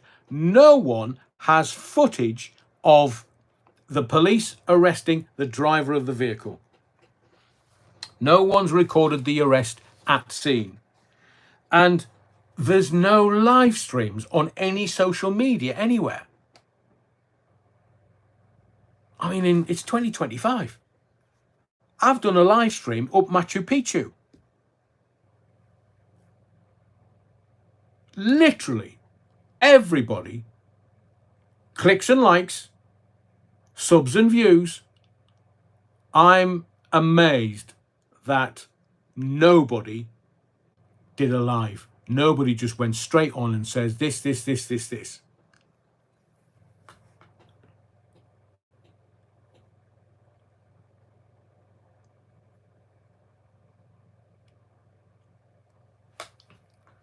The other thing, and this is from what Neil said earlier, that now the neighbours are coming out saying he's a lovely dad.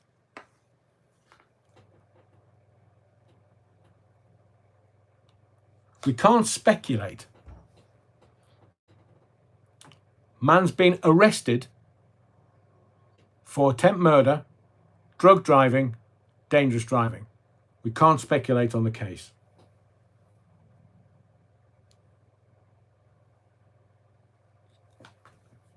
Rusty's Roamings. There is a picture of the driver, but it's very grainy, and there is a video of them arresting the 53-year-old on the floor. That's not a driver. The driver was whisked away into a police van, and the police van door was slammed shut, and the van went off. Guy on the floor? I don't think it's him. Because the other people around that were getting quite aerated and were trying to get at the driver, because a lot of people, they're talking 60 or maybe 70 people injured. There's 11 left in hospital, but there's a lot of people injured. And as I said from the medic last night, who was quoted, he said it's mostly limb injuries. So it's arms and legs. thankfully, and no one's died. But those that were there would have turned on the guy on the floor because they were already trying to get at him in the car. But again, it's pure speculation. Neil Cunningham, the police van number MP33. Yeah, there's always a 33 somewhere.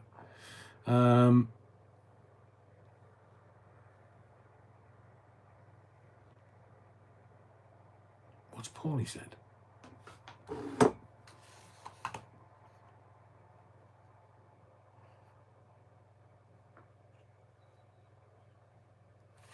So Paulie Galtieri says, wasn't there a pink child-style bag in the back of the car when the back window was smashed?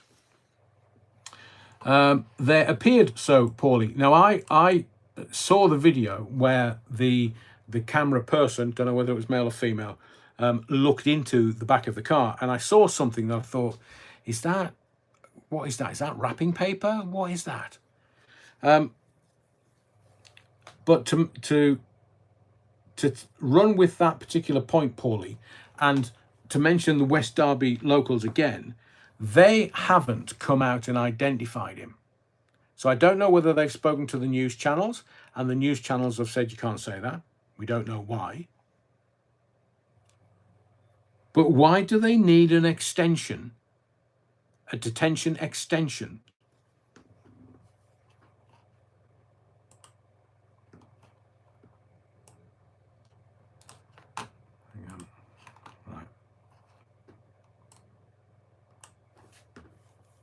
Yeah, all we've got that he's white, British, and 53.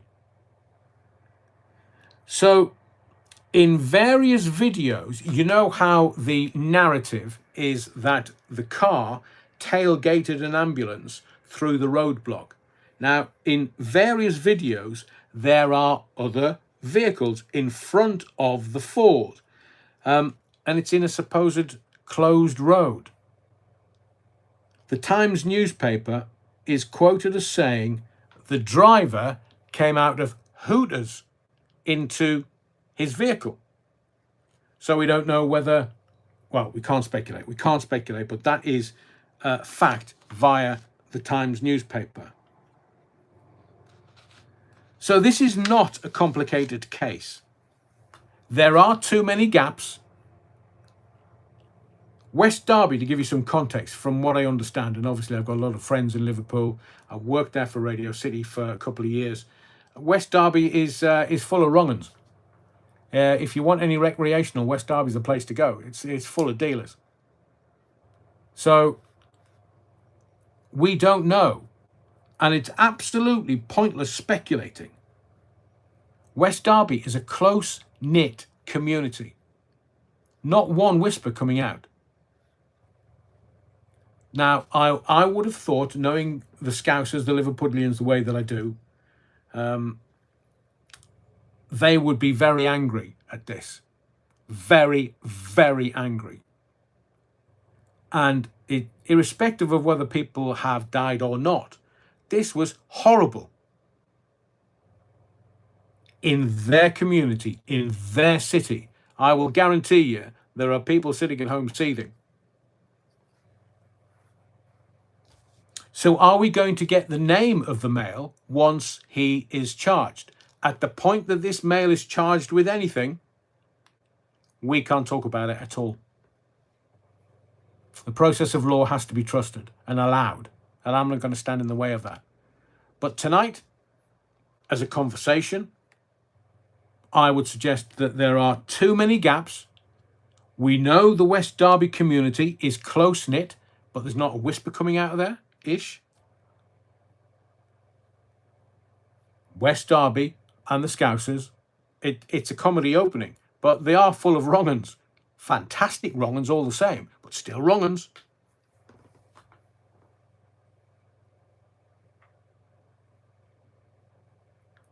Thank you, Neil.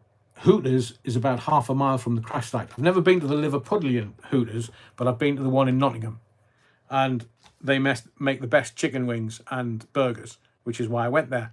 Obvs, before you start. So I think we probably won't be able to talk about this particular case on Sunday, because I believe that by the time we get to Sunday, there will be charges brought in whichever way, shape or form, and the process of law has to take place. But Merseyside police were the police force that was involved in Southport. And you and I knew that there were rabbits away at Southport. We knew what the information was. We knew everything in the background. And this time, Merseyside police have learned from their mistakes in the Southport case. Nobody's getting a whisper. Not a whisper. Galactus, they have the best breasts in Nottingham Hooters. Confirmed. That'll be chicken breasts, of course, Galactus. I'm a fan of the chicken wings. Look, I'm a daft northerner. I just, at my stage in life, I'd rather have food. And I've been in there when they got the B team on, which is why I prefer the chicken wings. Just keep monitoring it, Adrian. That's what I'm doing. Me too, Stuart. West Derby is quite a decent area. More wrong'uns in Kirby. Wrong'uns everywhere, Neil. Utter wrong'uns.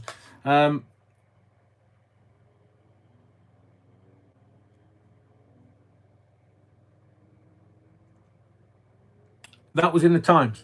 So the Times were quoted as saying that the mail came out of Hooters. And also, if you go to the Liverpool Echo and their website, what they are doing is they have put video footage of the car before the crash running around Liverpool city centre. It was in traffic. So my questions, if I'm ever going to get them answered, why do they need a detention extension? It's an open and shut case. Car's a crime scene. All the evidence will come from Socco at the scene. They'll be getting statements from whomever they've arrested, and contextual statements. So let's just monitor it tomorrow. I'm not doing a live tomorrow night. I've done 4 this week. So, Darren, you can go to Hooters anyway. I think there's one in, is it Manchester or Leeds? So there's Nottingham, I think there's 3 or 4, and they were talking about closing some of the UK's Hooters. I agree with you, Aidan. You can say that, but I can't possibly comment, and I won't. Because I think at this juncture, we're getting into quite muddy waters, and I don't want to. I just want to leave it there. We've observed stuff, and there are knowledge gaps, perceived information gaps. There are questions that are being asked more and more and more. So I hope that Merseyside police have got it all in hand, and they will deal with it tomorrow, and they will allow us some kind of insight. And then the mainstream media will go and talk to the people, the neighbours in West Derby, which I'm sure they were already doorstepping people yesterday. They just haven't printed it because they'll try and eke out for the rest of the week, because they know it's a big story. Les Griffith says, it's just my opinion, but the police commissioner and Home Secretary should resign. I saw the picture. That's what I was going to say earlier. I saw the picture of Vivek Cooper. It was pretty ashen. Somebody said that the Prime Minister was in Liverpool today. I know that he's going to meet Ursula von der Leyen bitch and Slugger Macron tomorrow at a meeting. So today really was his only opportunity to get up to Liverpool. Aidan, when was the no questions press conference? Was that today or was it yesterday? I mean, they literally have got a chokehold on this. Now, on the one hand, I understand that the police have to do that. But the police forces, and I think there's about 48 of them, the police forces police by consent. And if the Scousers want questions answered, then the police should, to their best ability, answer those questions.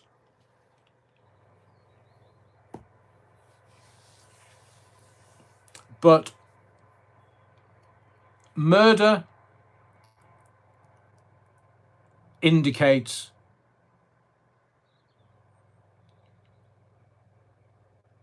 a decision to do that. I'm talking about other cases. I'm not talking about this one. So if they've got somebody arrested for attempt murder, then there has to have been some kind of precognition to this is what I'm going to do. But again, the evidence gatherers are the police. The process of law has to take place, and we probably from tomorrow have to leave this alone. So that's where we will leave it. Let's do a couple of quickies, because that's the Royals, that's the quickies, because Tempest Fugit. I've already told you about the Tate brothers. That's going to be a main story tomorrow on the newspapers. They've been arrested, charged with the rape of 4 women, human trafficking charges. CPS have announced their UK charges. The women, I presume, are UK women. Joe Rogan, interestingly, has given out this stat. So I wanted to tell you the source of the stat, and it's Joe Rogan and his podcast.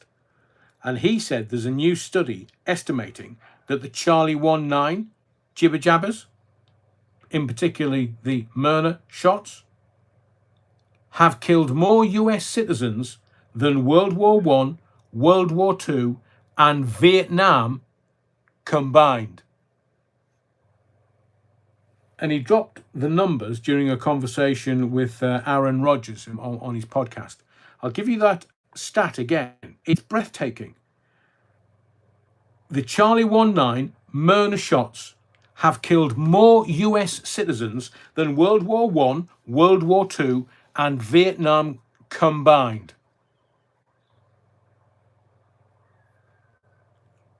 And this was during a conversation with Aaron Rodgers. I don't know how people haven't been jailed in America for this. And if they knew it was going to do that to US citizens, what about European and British and worldwide? I mean, the South African doctors at the time, I remember them saying, we're not going to give this to our patients. And it's 2 levels. Pandemic, government buys inoculations, government gives the inoculations via the NHS to people. So the governments pay for the inoculations. So the money goes to Big Pharma.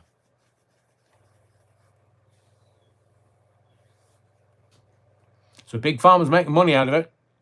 The repercussions, no one can sue them for it. Rusty's Roamings. Why haven't the Chinese been brought to book for starting it in the first place? There is word that it came out of America. And you know that there are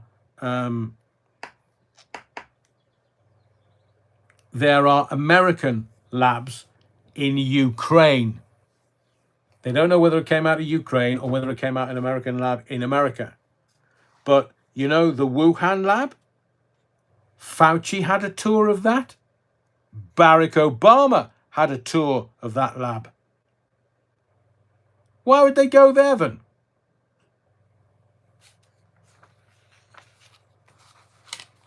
It dropped today, so I'm just kind of giving you quickies here. It dropped today that, you know, Joe Biden and this auto pen thing. Well, seemingly, Trump's crypto czar said today that Democrat Senator Elizabeth Warren controlled Biden. Was it she that was signing stuff off with the auto pen? This is a big deal in America because there are some of their equivalent to the civil servants, high civil servants, who might have been signing stuff with this auto pen with Joe Biden's signature without anybody's authorization. I mean, you just can't make this up.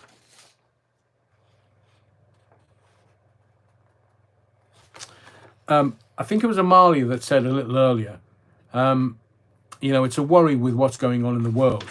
And somebody said even earlier that they were trying to tell their missus, I think it was Andrew James, trying to tell their missus, it's going to be fine, there's not going to be World War III. So, citing unnamed US officials, the Walla news site is reporting, and this is important, the Mossad chief David Barnea and Strategic Affairs Minister Ron Dermer are in Washington, D.C. for talks on Iran's nuclear program. So as I said to you last night, and this is the reason why I give you context, it's to give you some kind of comfort that what is being reported in a sensationalist manner is not actually sensationalist. So I told you last night what they're after. They're after the 5 or 6 countries that they don't have control of the central banks, which includes Iran, North Korea, China, Russia, Venezuela, and Hungary. They've already got Syria now. Syria's fallen by the wayside.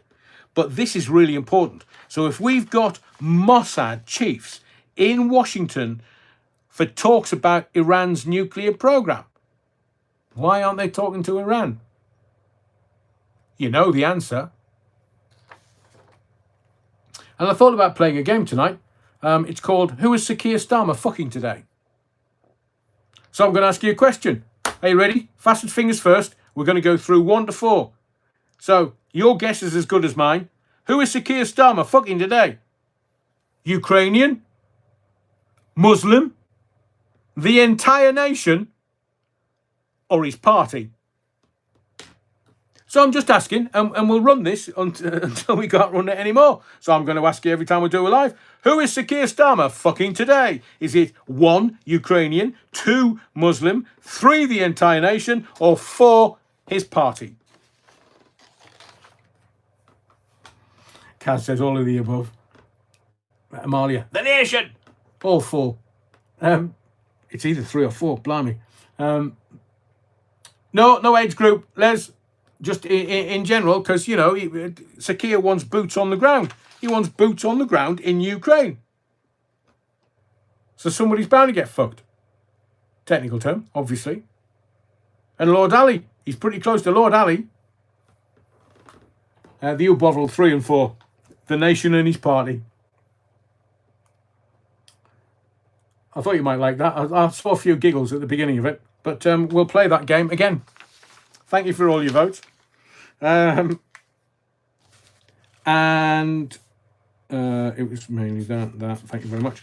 The other thing I want to talk to you about is, and this is a quickie, is it looks like that NATO is going to get involved because the Europeans want NATO involved in the western border of Ukraine. We know yesterday that Germany, France and Britain have okayed long-range missiles being lobbed into Russia from the western border of Ukraine, where NATO is sitting. But I was trying to sort of work out whether what we are witnessing is NATO saber-rattling so that Europe enforces a northern war on the northern border of Ukraine. Are we watching the preparation of a NATO-Russia war? And I've said to you before, Sir Keir Starmer has a child, a son, that's of an age that can go as a grunt, boots on the ground. If he waits another 6 months, he can go in as an officer. So it's only when we see these clowns putting their own children in the firing line, not this, no, they can't go, they're going to go to university and, well, they're going to do their A-levels and no. If you can put other people's children in the face of danger, then you should have the courage of your convictions and put your own son across there.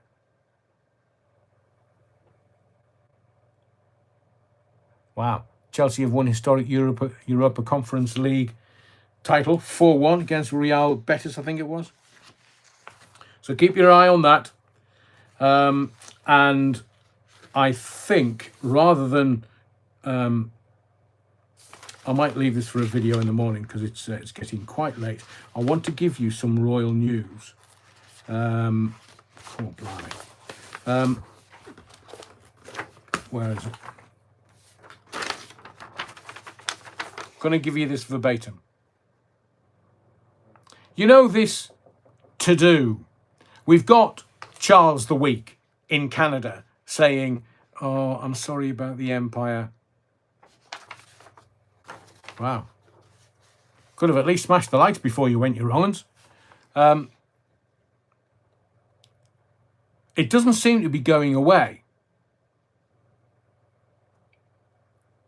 The Harkles, and there's something going on with my feed. It literally lost 40 viewers and now it's gone back up 20.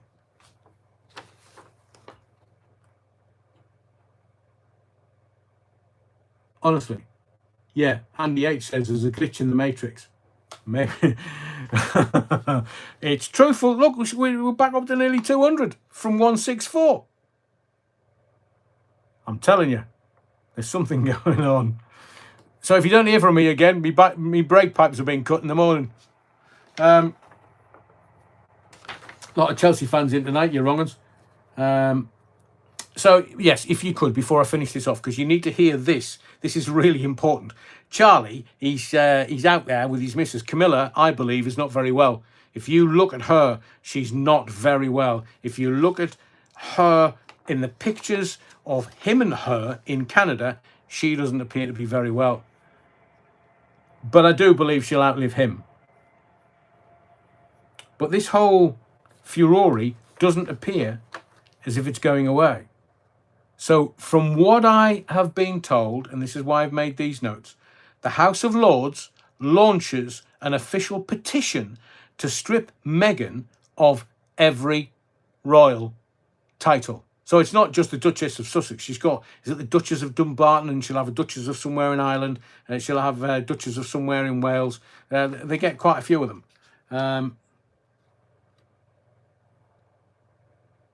Oh, I'm going to stop this. We've got to celebrate this. DC says, I'm in late tonight and I had a few lunch times, ales down Langland Bay, and I proposed to my missus.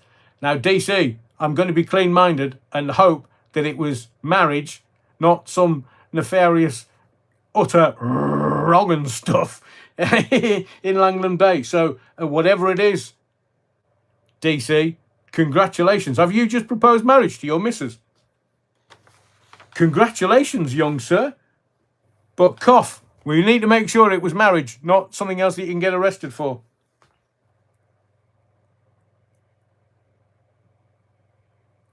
And there's many congratulations coming from... Wow, DC, congratulations from everybody in the chat. Everybody's wishing you well. And your new lady, new missus, of course, because you can't call her the missus now. She's now your fiancée. And as someone said, when I proposed, oh, the F word. And I was like, no, I didn't use that. Fiancé, not fuck. Fiancé. So I hope you and your fiancé are having a lovely evening, had a lovely time. The weather was lovely, but well done, sir. Congratulations from everybody on the channel and in the chat. So let me read this out because it is important. Charlie the Weak, he likes to bugger off when there's stuff going on, and like his dear boy is not very happy with him. So the House of Lords have launched an official petition to strip Meghan of every royal title. It didn't start with a bang. It started with a whisper. Whispers in Westminster. Chocolate bars for the kids, anyone? What's going on there? I'm pressing buttons. Whispers in Westminster that something seismic was coming. Not a tabloid tantrum, not an Instagram crusade. A motion. A motion. A real one.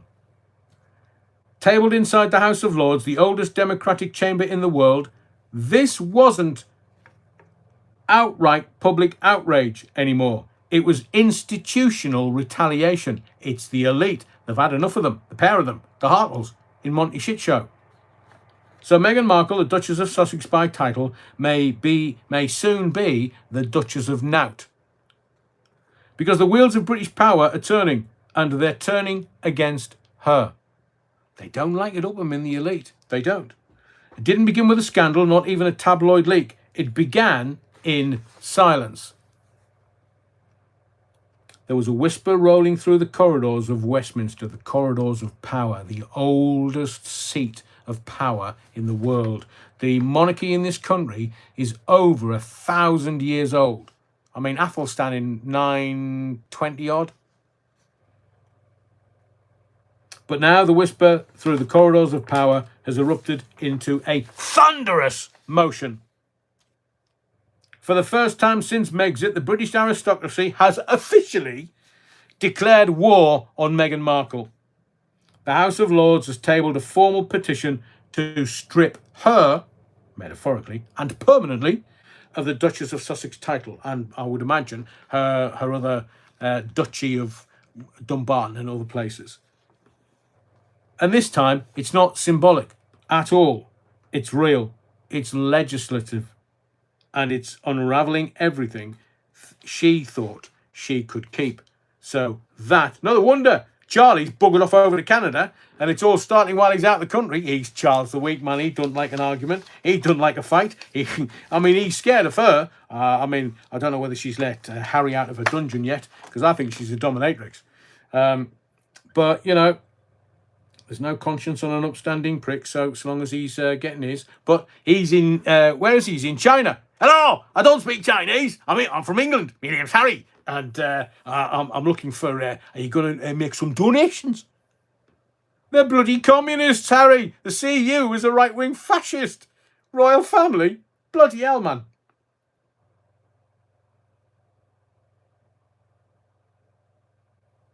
Tom, you've just made me laugh. You've got to be careful of thunderous motions. Exactly. Never trust a fart.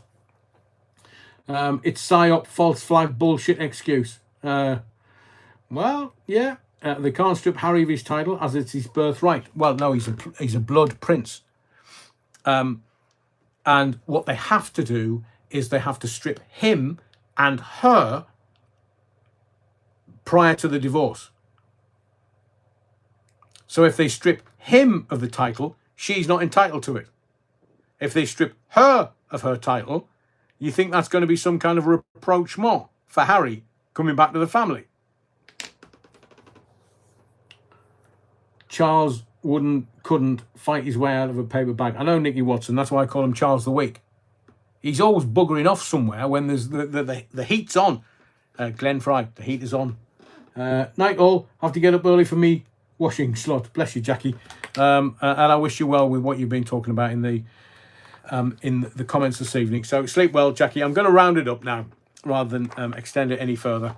It's going to be a very interesting day tomorrow. If there is anything that has any dubiety to it, then hang on, what's the Les said? It's going to get him thrown into the tower.